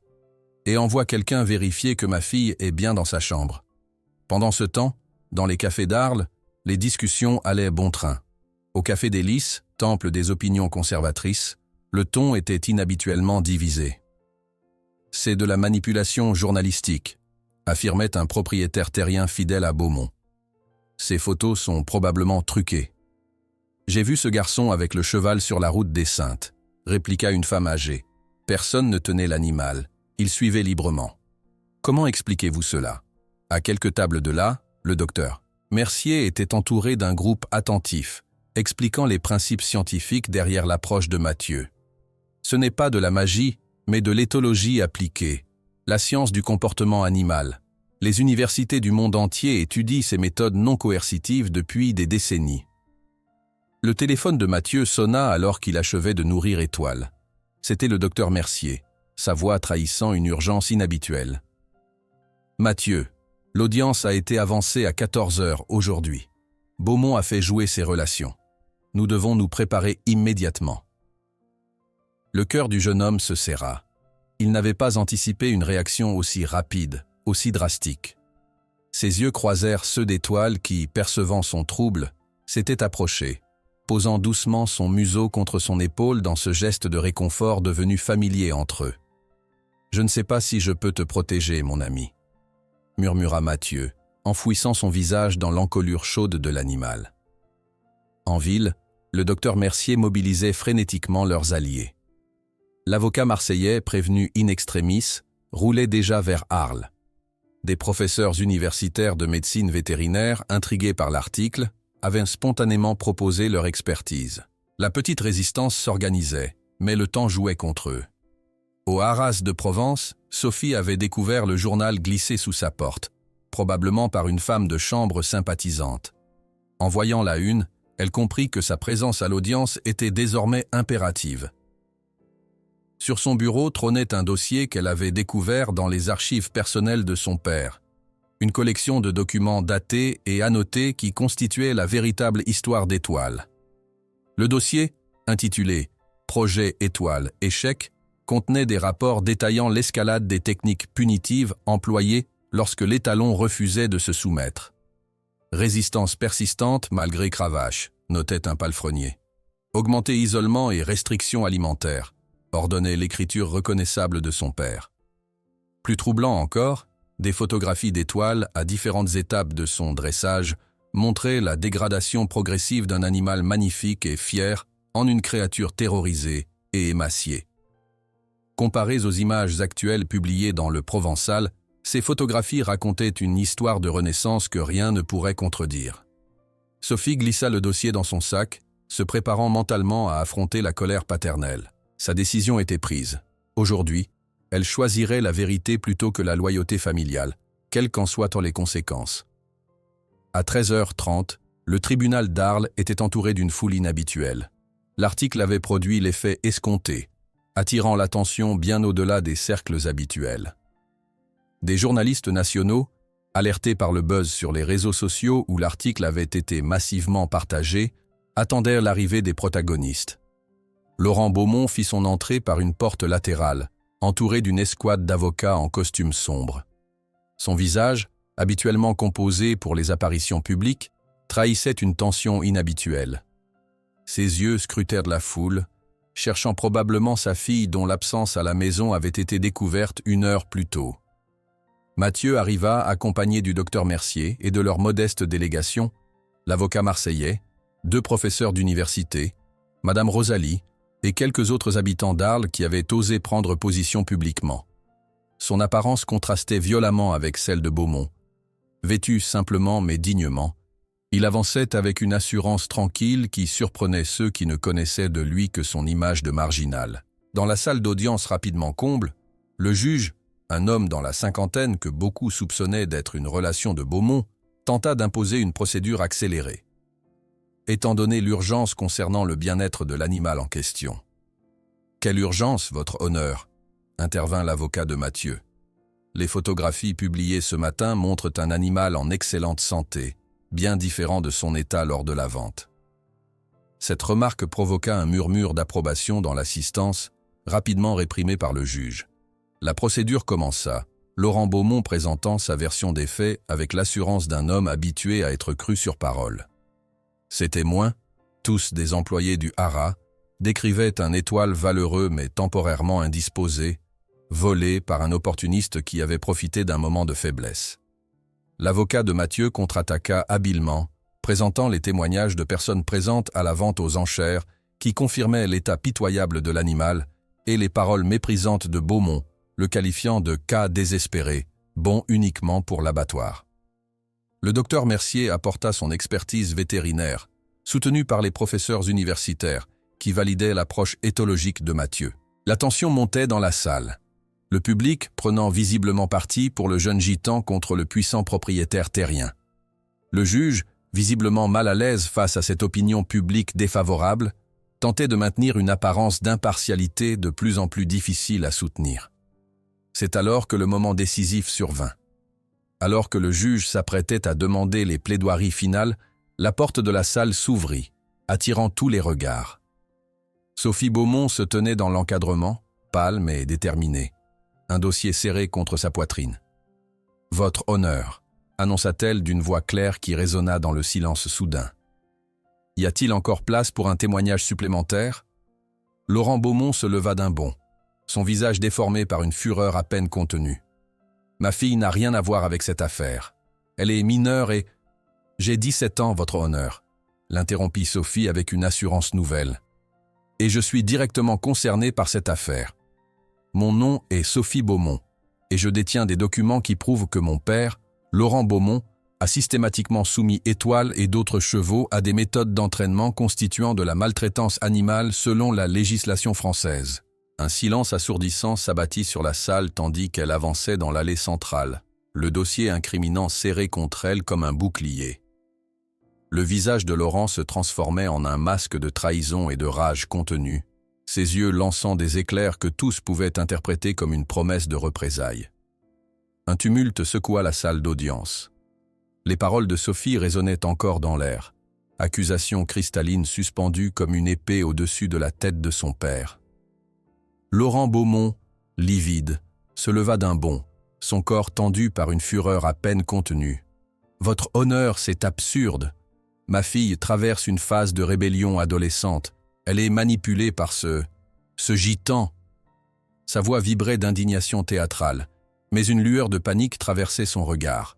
Le juge, visiblement mal à l'aise face à ce drame familial exposé publiquement, se racla la gorge.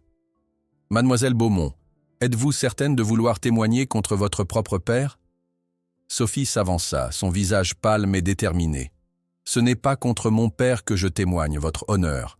C'est en faveur de la vérité. » Elle déposa le dossier sur le bureau du magistrat. Ces documents détaillent les méthodes employées au Haras de Provence. Ils sont datés, signés par mon père lui-même. Le juge feuilleta rapidement les documents, son expression s'assombrissant à chaque page tournée. Les photographies d'Étoile avant son traumatisme, puis durant sa rééducation, racontaient une histoire que nulle rhétorique ne pourrait contredire. Un recès de 30 minutes, annonça-t-il finalement, frappant son marteau avec plus de force que nécessaire. Dans le couloir latéral, loin des regards du public, Laurent intercepta sa fille. Son visage, habituellement composé pour les apparences sociales, était déformé par une colère qui le rendait méconnaissable. « Tu me détruis », siffla-t-il, alternant entre chuchotements furieux et éclats contenus. « Tu détruis notre nom, notre héritage, tout ce que j'ai bâti. » Sophie, qui avait toujours craint cet homme, trouva en elle un courage inattendu. « Non, père, ce sont vos méthodes qui détruisent notre réputation. Ces chevaux ne sont pas des machines à dresser, mais des êtres sensibles. »« Sensibles » cracha-t-il avec mépris. « C'est ce gitan qui t'a rempli la tête de ces niaiseries sentimentales ? Ces animaux sont des investissements, Sophie, des actifs à rentabiliser. Comme moi ?» demanda-t-elle doucement. « Suis-je aussi un investissement à rentabiliser ?» Cette question sembla déstabiliser momentanément Laurent. Il ouvrit la bouche, la referma, puis adopta une nouvelle approche, sa voix soudain doucereuse. « Tu es ma fille, mon unique héritière. Tout ce que j'ai fait, je l'ai fait pour toi, pour ton avenir. » En brisant des créatures innocentes, en transformant leur confiance en terreur, elle secoua la tête. « Je préfère hériter de rien plutôt que d'un empire bâti sur la souffrance. » Mathieu, qui cherchait les toilettes, s'arrêta net en apercevant cette confrontation. Il hésita, ne voulant pas interférer dans ce moment familial, aussi tendu soit-il. Mais Sophie l'aperçut et lui adressa un léger hochement de tête, comme pour signifier qu'elle maîtrisait la situation. Ce simple échange silencieux décupla la fureur de Laurent. « Tu vois, tu le regardes comme s'il détenait une quelconque sagesse, un vagabond, un marginal qui vit dans une cabane. Un homme qui a appris le respect, père. Quelque chose que votre argent n'a jamais pu vous acheter. » Sur ces mots, elle tourna les talons, laissant son père bouillonnant de rage. En passant près de Mathieu, elle murmura « Tenez bon. La vérité est de notre côté. » Lorsque l'audience reprit, l'atmosphère avait changé. Le public, déjà largement acquis à Mathieu après l'article du Provençal, était maintenant ouvertement hostile à Beaumont. Le juge lui-même semblait ébranlé par les documents qu'il avait consultés durant la pause. Après examen des preuves présentées, commença-t-il lentement, pesant visiblement chaque mot, cette cour se trouve face à une situation délicate. Il passa une main lasse sur son front. D'une part, nous avons des documents attestant que M. Beaumont est légalement propriétaire de l'étalon nommé Étoile. D'autre part, nous avons des preuves troublantes concernant le traitement infligé à cet animal avant sa vente. » Un silence tendu s'installa. Mathieu sentit son cœur se serrer, pressentant que, malgré tout, la loi pourrait encore favoriser le pouvoir et l'argent plutôt que la justice. « Ma décision est la suivante, » poursuivit le juge. « La propriété légale de l'étalon camarguais nommé Étoile reste attribuée à M. Laurent Beaumont. » Des murmures indignés s'élevèrent dans la salle. Le juge frappa son marteau. « Silence ! Cependant, compte tenu des graves allégations de maltraitance qui nécessitent une enquête approfondie, l'animal sera placé sous la garde temporaire de M. Mathieu Renaud pour une période de 3 mois, durant laquelle une expertise vétérinaire indépendante évaluera son bien-être et les méthodes employées. » Ce verdict n'était satisfaisant pour personne. Mathieu avait gagné du temps, mais la menace restait suspendue au-dessus d'Étoile. Beaumont avait maintenu sa propriété légale, mais subissait une humiliation publique et l'ouverture d'une enquête sur ses pratiques. « Cette cour est ajournée », conclut le juge, visiblement soulagé d'en finir avec cette affaire épineuse. À la sortie du tribunal, les journalistes se massaient, avides de déclarations. Laurent Beaumont, maîtrisant remarquablement sa rage, offrit un sourire crispé aux caméras. « Nous respectons la décision provisoire de la justice. Ces 3 mois permettront de démontrer que les méthodes du Haras de Provence sont parfaitement conformes aux standards de l'industrie équestre. » À quelques mètres de là, Sophie se tenait isolée, évitée par les amis de son père qui formaient habituellement sa cour. Son témoignage l'avait transformée en paria, dans le cercle fermé de la haute société arlésienne. Pourtant, son visage reflétait non pas le regret, mais un soulagement, comme si un poids immense venait d'être ôté de ses épaules. Mathieu, accaparé par les questions des journalistes et les félicitations de ses partisans, lui adressa un regard empreint de gratitude à travers la foule. Ce qu'elle avait sacrifié aujourd'hui, sa relation avec son père, sa position sociale, peut-être même son héritage, était inestimable. « Comment vous sentez-vous après cette décision ?» lui demanda une journaliste de la télévision régionale. « Soulagé mais vigilant », répondit honnêtement Mathieu. 3 mois, c'est à la fois long et très court pour prouver ce que nous avançons. De retour sur sa modeste propriété en fin d'après-midi, Mathieu fut stupéfait de découvrir une scène inattendue. Des dizaines de voitures étaient garées le long du chemin poussiéreux, et une foule hétéroclite attendait devant sa clôture. Journalistes, curieux, et même quelques propriétaires de chevaux qu'il reconnut du marché annuel. « Le voilà !» s'écria quelqu'un, déclenchant une vague d'excitation. Immédiatement, Mathieu fut assailli de questions. « Comment avez-vous dompté le cheval indomptable ? Pouvez-vous démontrer vos méthodes ? Accepteriez-vous de travailler avec mon étalon qui a des problèmes similaires ?» Cette attention soudaine, cette célébrité inattendue, était exactement ce qu'Étoile n'avait pas besoin. L'animal, bien que considérablement moins craintif qu'à son arrivée, restait vulnérable au stress. Une foule bruyante et envahissante risquait de compromettre tous les progrès réalisés.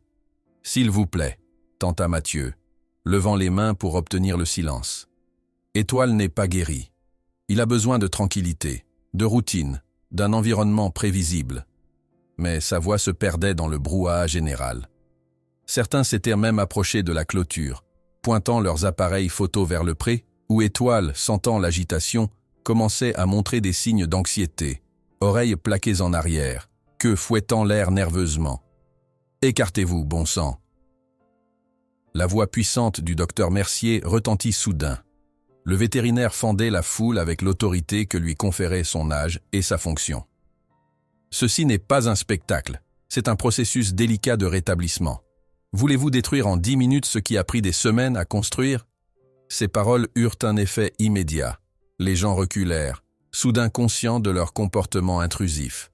Le docteur Mercier organisa rapidement un cordon sanitaire, aidé par quelques habitants d'Arles qui avaient soutenu Mathieu depuis le début. « Un jour, » promit le jeune homme à la foule qui se dispersait lentement. « Quand Étoile sera prêt, nous organiserons une démonstration publique. Mais pas aujourd'hui, pas maintenant. » À la tombée du jour, alors que les derniers curieux quittèrent les lieux, une silhouette familière apparut au bout du chemin. Sophie avançait lentement, comme hésitante, n'osant pas franchir le seuil de la propriété sans invitation. « Je suis désolée », dit-elle simplement quand Mathieu s'approcha. Je vous ai mis au centre de cette tempête. » Il secoua la tête, lui offrant un sourire fatigué, mais sincère. « Vous avez fait ce qui était juste, Sophie. Peu de gens ont ce courage. » Des larmes brillèrent dans les yeux de la jeune fille.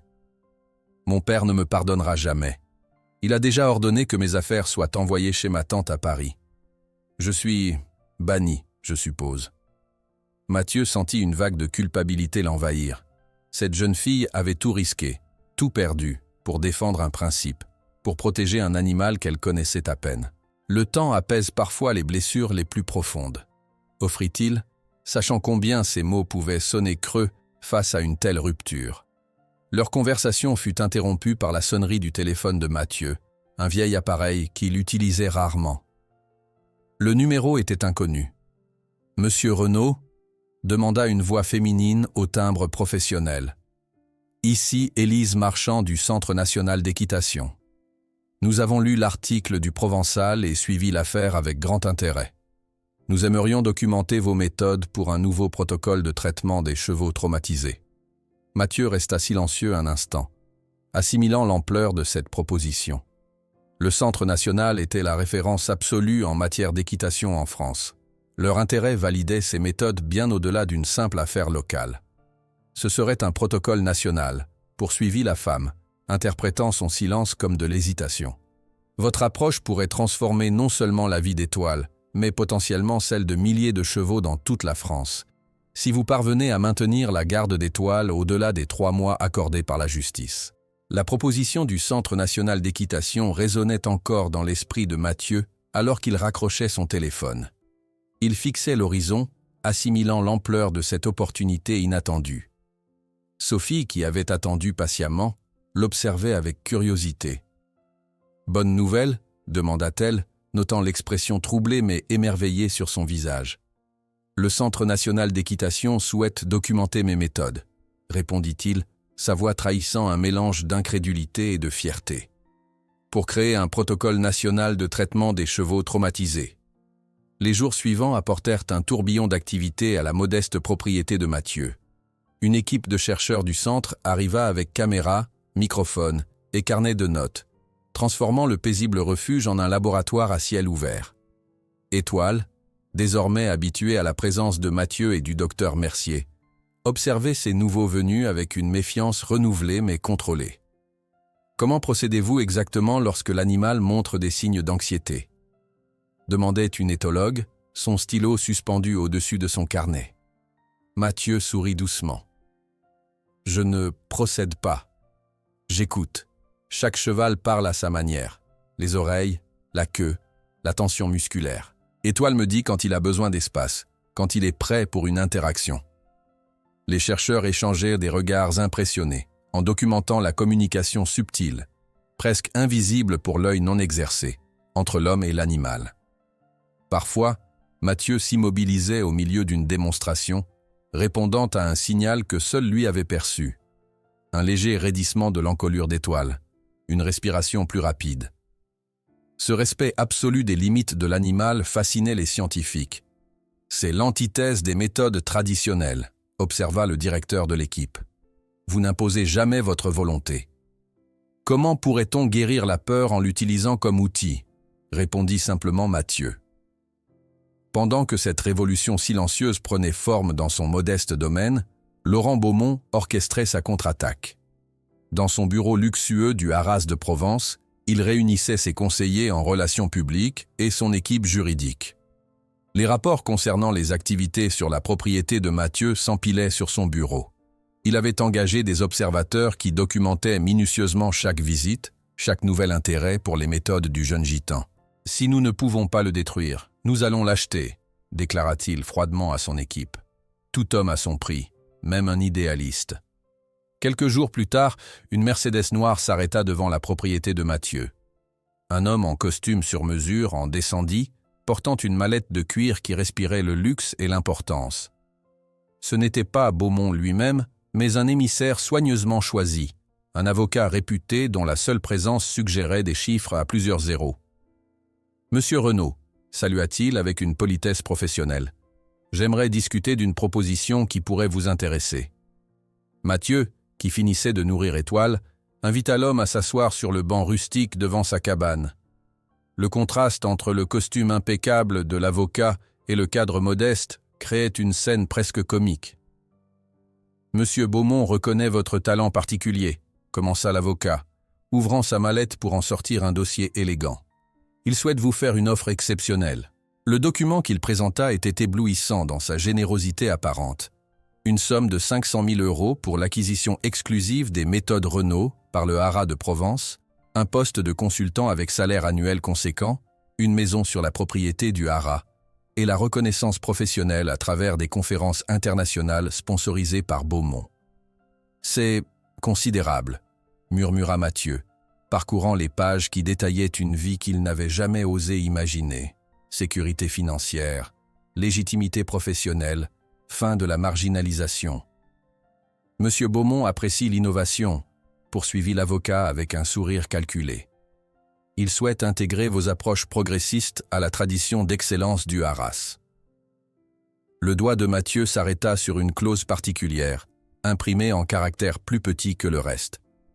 Le contractant reconnaît que certaines allégations concernant les méthodes d'entraînement du Haras de Provence ont été exagérées à des fins dramatiques et s'engage à publier un démenti formel.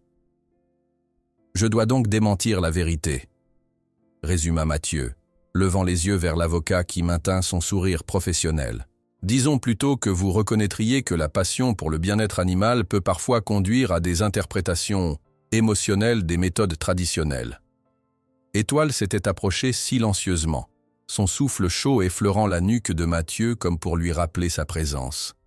Ses yeux, autrefois voilés de terreur, reflétaient désormais une conscience tranquille qui semblait juger la scène avec une sagesse ancienne. « Je dois réfléchir », dit finalement Mathieu, refermant le dossier. « Cette décision affecte plus que ma seule personne. » L'avocat acquiesça, satisfait d'avoir semé la graine du doute. « Bien entendu. Monsieur Beaumont comprend l'importance de cette décision. Vous avez 3 jours pour répondre. » Après le départ de l'émissaire, Mathieu resta longtemps immobile, le dossier pesant entre ses mains comme un fardeau tangible. Ce n'était pas seulement l'argent qui le tentait, bien que la somme puisse transformer sa vie et celle de nombreuses personnes qu'il aimait, mais la légitimité, la fin de la marginalisation, la possibilité d'influencer le monde équestre de l'intérieur. Le soir même, il rendit visite à son oncle dans la maison de retraite modeste en périphérie d'Arles. L'homme vieillissant, qu'il avait recueilli avec réticence après l'incendie, était maintenant diminué par la maladie. Dans cette chambre austère aux murs écaillés, la proposition de Beaumont prenait une dimension encore plus tentante. « Tu as toujours été différent », murmura son oncle, sa main tremblante serrant celle de Mathieu. « Tu voyais ce que les autres ne voyaient pas. Les chevaux te parlaient déjà quand tu étais enfant. Cette offre pourrait payer de meilleurs soins pour vous, » répondit Mathieu, la gorge serrée par l'émotion. « Un établissement plus confortable, des traitements expérimentaux peut-être ?» Le vieil homme secoua faiblement la tête. « Ne vends pas ton don pour moi, fils. Certaines richesses ne se mesurent pas en euros. » En quittant la maison de retraite, Mathieu se rendit directement chez le docteur Mercier pour lui demander conseil. Le vétérinaire écouta attentivement les détails de l'offre, son visage s'assombrissant à la mention de la clause de démenti. « C'est le prix de votre âme qu'il propose », déclara-t-il finalement, retirant ses lunettes pour frotter ses yeux fatigués. « Et de la vérité d'Étoile. »« C'est tellement d'argent, » soupira Mathieu. « Je pourrais aider tant de personnes.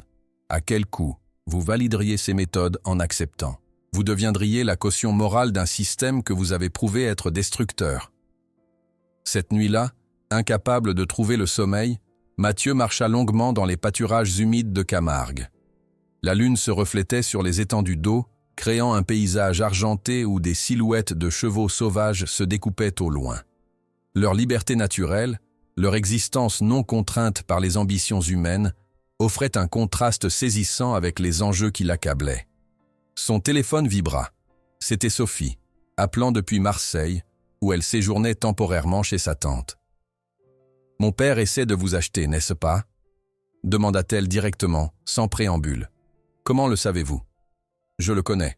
C'est sa tactique quand la force échoue. » Sa voix était chargée d'émotion. « Mathieu, il tente d'acheter le silence qu'il n'a pas pu imposer par la contrainte. Si vous acceptez, tout ce que nous avons fait sera vain. » Le lendemain matin, l'un des chercheurs du Centre national s'approcha prudemment d'Étoile sous la guidance patiente de Mathieu. Pour la première fois, l'étalon permit à cet étranger un contact bref, acceptant une caresse légère sur son museau sans tressaillir. Ce petit miracle quotidien, cette confiance fragile reconstruite pas à pas, valait-elle d'être compromise pour un confort matériel? Madame Rosalie apporta son pain frais comme chaque matin, et Mathieu lui confia son dilemme en partageant un café dans la lumière dorée de l'aube. « Ma grand-mère était gitane », révéla la vieille boulangère, ses yeux ridés brillants de sagesse. Elle disait toujours « Quand tu vends la vérité, tu perds le don de la voir. Ton talent vient de ton honnêteté, petit. Si tu la sacrifies, que te restera-t-il » Cette nuit-là, Mathieu dormit dans l'étable improvisée, allongé sur une botte de foin près d'Étoile. Dans la pénombre, il parlait doucement à l'animal comme s'il pouvait offrir la réponse à son dilemme. « Que ferais-tu, mon ami? Accepter le confort d'une écurie luxueuse au prix de ta liberté, ou rester fidèle à ta nature malgré les difficultés ?» Étoile, couchée à quelques pas, l'observait de ses yeux profonds qui semblaient contenir toute la sagesse du monde animal. Un monde où les compromis moraux n'existaient pas, où seule comptait l'authenticité des intentions. À l'aube, Mathieu fut réveillé par un phénomène remarquable. L'un des chercheurs, arrivé tôt pour filmer le comportement matinal d'Étoile, s'était assis tranquillement à l'entrée de l'étable. Et l'étalon, dans un geste qui aurait été impensable quelques semaines plus tôt, s'approchait volontairement de lui, reniflant curieusement son carnet de notes. Cette scène simple mais puissante cristallisa la décision de Mathieu. La guérison d'Étoile n'était pas seulement physique, mais profondément psychologique. Une renaissance de la capacité à faire confiance. Et cette renaissance n'était possible que dans un environnement de vérité absolue. Lorsque l'avocat revint 3 jours plus tard pour obtenir sa réponse, Mathieu lui remit le contrat non signé. « Dites à M. Beaumont que je ne suis pas intéressé par vendre des mensonges, mais j'ai une contre-proposition. » Et tandis que l'avocat levait les sourcils, surpris, Mathieu révéla son propre plan audacieux qui pourrait changer non seulement son avenir, mais celui de toute la communauté équestre de Camargue. « Dites à M. Beaumont que je ne suis pas intéressé par vendre des mensonges, mais j'ai une contre-proposition. » L'avocat ajusta sa cravate, visiblement mal à l'aise face à ce refus inattendu. Il rangea méticuleusement le contrat non signé dans sa mallette en cuir avant de lever un sourcil interrogateur. « Je vous écoute, monsieur Renaud, » dit-il avec une politesse professionnelle qui masquait mal sa surprise. Mathieu prit une profonde inspiration. L'idée avait mûri en lui pendant ces 3 jours de réflexion, nourrie par les conversations avec le docteur Mercier, Madame Rosalie et les chercheurs du Centre national d'équitation. Je propose la création d'un centre de réhabilitation pour chevaux traumatisés ici même, en Camargue. Un lieu ouvert à tous, basé sur des méthodes non violentes, où les propriétaires apprendraient à reconstruire une relation saine avec leurs animaux. L'avocat cligna des yeux, décontenancé. « Et vous souhaitez que M. Beaumont finance ce projet ?»« Non, » répondit calmement Mathieu. « Je demande seulement 2 choses, la garde permanente d'Étoile et l'attribution du terrain municipal abandonné dans les marais. Le reste, nous le construirons nous-mêmes. » Un sourire condescendant se dessina sur les lèvres de l'avocat. « Vous refusez 500 000 € pour demander un marécage inutilisable. M. Beaumont va trouver cela amusant. » « Ce n'est pas à lui que je le demande, » précisa Mathieu. « Ma proposition s'adresse à la municipalité d'Arles. M. Beaumont peut choisir d'y contribuer ou de s'y opposer. Cela révélera beaucoup sur ses véritables priorités. » La nouvelle de cette proposition audacieuse se répandit comme une traînée de poudre dans Arles.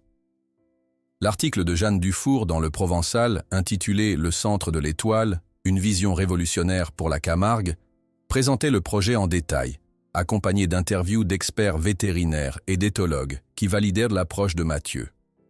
En quelques jours, une pétition en faveur du projet recueillit plus de 2000 signatures, un chiffre remarquable pour une ville de 50 000 habitants. La pression sur la mairie devint telle que le maire, initialement réticent à s'opposer à Beaumont, se vit contraint d'organiser une consultation publique. Pendant ce temps, l'enquête sur les pratiques du haras de Provence suivait son cours. Les documents fournis par Sophie, combinés aux témoignages d'anciens employés enhardis par la médiatisation de l'affaire, dressaient un tableau accablant des méthodes employées.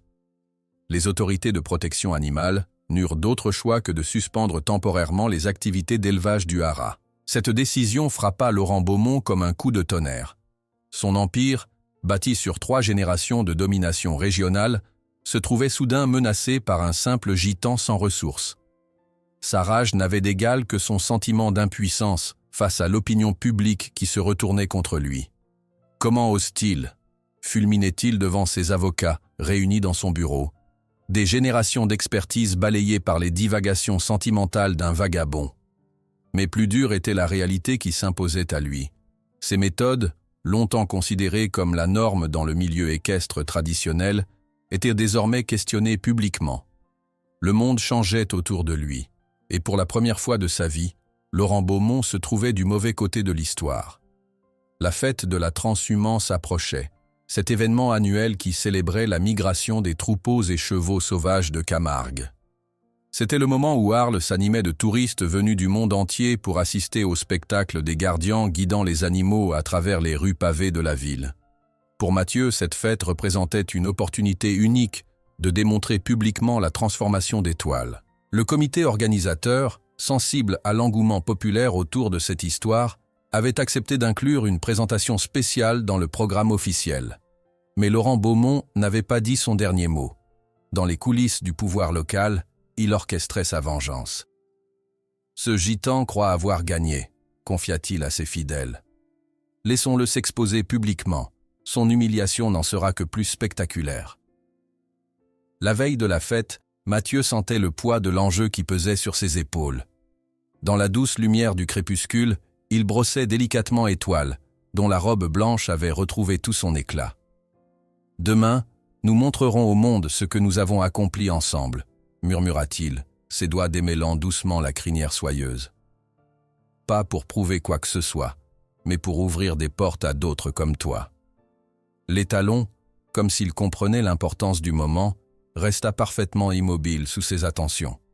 Son regard tranquille reflétant une confiance qui aurait semblé miraculeuse à quiconque l'avait connu dans son état antérieur. Le jour de la fête, Arles s'éveilla sous un ciel d'un bleu parfait. Les rues étaient pavoisées de guirlandes colorées, les terrasses des cafés débordaient de visiteurs, et une atmosphère de joyeuse anticipation flottait dans l'air.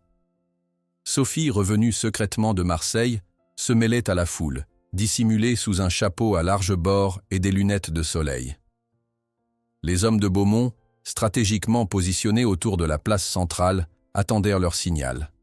Dans leurs poches, de petits pétards et des fusées miniatures, suffisamment bruyants pour terroriser n'importe quel cheval, surtout un animal au passé traumatique comme Étoile. Quand le gitan sera au centre de la place avec sa bête, avait ordonné Beaumont, déclenchez le chaos. Montrez à tous que cet animal est fondamentalement dangereux. Mathieu, ignorant ce piège, se préparait dans une rue adjacente. Étoile, paré d'un simple licol de corde tressé sans mors ni bride, semblait étrangement serein malgré l'agitation environnante. Des mois de travail patient avaient transformé sa peur en une vigilance calme. À midi précise, l'annonce retentit dans les haut-parleurs. « Mesdames et messieurs, nous avons aujourd'hui une présentation spéciale. Veuillez accueillir Mathieu Renaud et l'étalon Étoile, héros d'une remarquable histoire de réhabilitation équine. » Un murmure d'anticipation parcourut la foule tandis que Mathieu entrait dans la place, marchant calmement aux côtés d'Étoile. L'animal avançait d'un pas mesuré, sa tête haute mais détendue, ses oreilles mobiles captant les sons de la foule sans manifester de panique. Le contraste avec l'animal terrorisé du marché aux chevaux était saisissant. Les spectateurs, dont beaucoup connaissaient de l'histoire par les médias, applaudirent spontanément ce premier miracle visible. Un cheval autrefois considéré comme irrécupérable, marchant librement, sans contrainte, au milieu d'une foule bruyante. Mathieu guida doucement Étoile vers le centre de la place. D'une voix claire qui portait étonnamment loin, il expliqua simplement « Je ne vais pas vous montrer des tours ou des prouesses techniques. Étoile n'est pas un artiste de cirque. Je souhaite simplement démontrer comment le respect mutuel peut remplacer la domination dans notre relation avec ces êtres sensibles. » À cet instant précis, sur un signe discret, les hommes de Beaumont actionnèrent leur dispositif. Des détonations sèches éclatèrent à différents endroits de la place, suivis de sifflements stridents qui déchirèrent l'air comme des fouets sonores. La foule sursauta. Plusieurs chevaux participant à la fête hennirent de panique, certains se cabrant dangereusement. L'instant tant attendu par Beaumont était arrivé. Celui où Étoile, submergée par ses traumatismes passés, devait s'emballer et prouver sa nature incontrôlable. Étoile tressaillit violemment. Ses yeux s'écarquillèrent, ses naseaux se dilatèrent en aspirant l'air frénétiquement. Tout son corps se tendit comme un arc, prêt à fuir cette menace invisible qui réveillait des souvenirs terrifiants. Mathieu ne tenta pas de le retenir physiquement. Il n'avait d'ailleurs aucun moyen de le faire sans bride ni longe. Au lieu de cela, il resta parfaitement calme et commença à chanter doucement, sa voix s'élevant claire et stable au-dessus du chaos ambiant. C'était la mélodie gitane qu'il avait chantée lors de leur première rencontre, ce fil musical qui avait tissé les premiers liens de leur relation. Ses mains restaient ouvertes, en position basse, offrant à Étoile un choix que personne ne lui avait jamais donné dans ces moments de panique, celui de la confiance librement accordée. Les secondes s'étirèrent, interminables. La foule retenait son souffle. Dans les yeux d'Étoile se livrait un combat visible entre la terreur instinctive et quelque chose de nouveau, de profondément acquis, la certitude qu'à côté de cet humain particulier, la sécurité existait. Finalement, contre toute attente, l'étalon fit un choix qui stupéfia les observateurs. Au lieu de fuir, il se rapprocha de Mathieu, tremblant encore mais cherchant activement sa présence comme un ancrage dans la tempête de ses émotions. Ce geste de confiance, plus éloquent que n'importe quelle démonstration technique, arracha une exclamation collective à l'assistance. Beaumont, observant la scène depuis une terrasse surélevée, pâlit visiblement. Son plan avait non seulement échoué, mais il avait offert à son adversaire l'opportunité de la plus puissante des démonstrations. Lorsque le calme revint, Mathieu guida Étoile dans une série de mouvements qui révélaient leur communication silencieuse. Sans toucher l'animal, par de simples indications vocales et corporelles presque imperceptibles, il l'invitait à des figures que seuls des chevaux longuement dressés pouvaient habituellement exécuter. Le moment culminant vint lorsqu'Étoile, répondant à un murmure de Mathieu, s'éleva majestueusement sur ses postérieurs dans une levade parfaite avant de s'agenouiller gracieusement, inclinant sa tête dans ce qui ressemblait étonnamment à une révérence devant l'homme qui avait restauré sa dignité. Des larmes silencieuses coulaient sur les joues de Sophie. Dans la foule, le docteur Mercier, Madame Rosalie et tous ceux qui avaient soutenu cette improbable renaissance échangeaient des regards émerveillés. Même les touristes qui ignoraient tout de l'histoire ressentaient instinctivement la puissance émotionnelle de ce qu'ils venaient de voir. Laurent Beaumont quitta discrètement la place, son visage figé dans un masque d'incrédulité amère. Pour la première fois de sa vie, il avait été vaincu non par la force ou l'argent, mais par quelque chose qu'il ne comprenait pas, la patience, le respect, l'amour inconditionnel. Dans les semaines qui suivirent, la vie de Mathieu se transforma à une vitesse vertigineuse. Le conseil municipal d'Arles, sous la pression populaire et l'intérêt médiatique national, approuva la création du Centre de l'Étoile sur les terrains marécageux autrefois abandonnés. Des dons affluèrent de toute la France, permettant la construction d'installations simples mais fonctionnelles. Pendant ce temps, l'enquête sur le haras de Provence se concluait par une série de sanctions administratives et d'amendes qui fragilisèrent considérablement l'empire de Beaumont. Plusieurs de ses chevaux furent confiés à d'autres élevages, et sa réputation, autrefois inattaquable, était désormais entachée de manière irréversible. Un an après le Lélan où tout avait commencé, le Centre de l'Étoile était devenu une référence nationale en réhabilitation équine. Des propriétaires venaient de toute l'Europe avec des chevaux considérés comme irrécupérables, espérant retrouver avec eux la relation de confiance qu'ils avaient perdue. Par une douce soirée d'automne, alors que le soleil descendait sur les marais dorés de Camargue, Mathieu observait Étoile, galopant librement parmi d'autres chevaux en rééducation. La silhouette de l'étalon blanc, désormais puissante et sereine, se découpait contre le ciel rougeoyant comme un symbole vivant de renaissance. Jeanne Dufour, revenue pour un reportage anniversaire, s'approcha silencieusement. Une équipe de télévision nationale arrive demain, annonça-t-elle. Ils veulent réaliser un documentaire sur votre travail. Mathieu sourit, son visage marqué illuminé par la lumière dorée du crépuscule. Au même moment, Sophie, désormais étudiante en médecine vétérinaire et bénévole régulière au centre, s'avança vers eux, une enveloppe à la main. « Une lettre étrange est arrivée aujourd'hui », dit-elle en la tendant à Mathieu. « Mon père a vendu le haras et quitte la France. Mais avant de partir, il demande s'il pourrait visiter le centre, pour apprendre. » Mathieu contempla l'enveloppe un long moment, caressant distraitement les cicatrices sur son visage, marque d'un passé douloureux qui, comme celle d'étoiles, s'estompait lentement sans jamais disparaître complètement. Puis il sourit, ce sourire paisible qui avait gagné la confiance d'un cheval que tous croyaient perdu. Dites-lui qu'il sera le bienvenu. Après tout, Étoile nous a enseigné que personne n'est au-delà de la rédemption, pas même ceux qui nous ont blessés le plus profondément.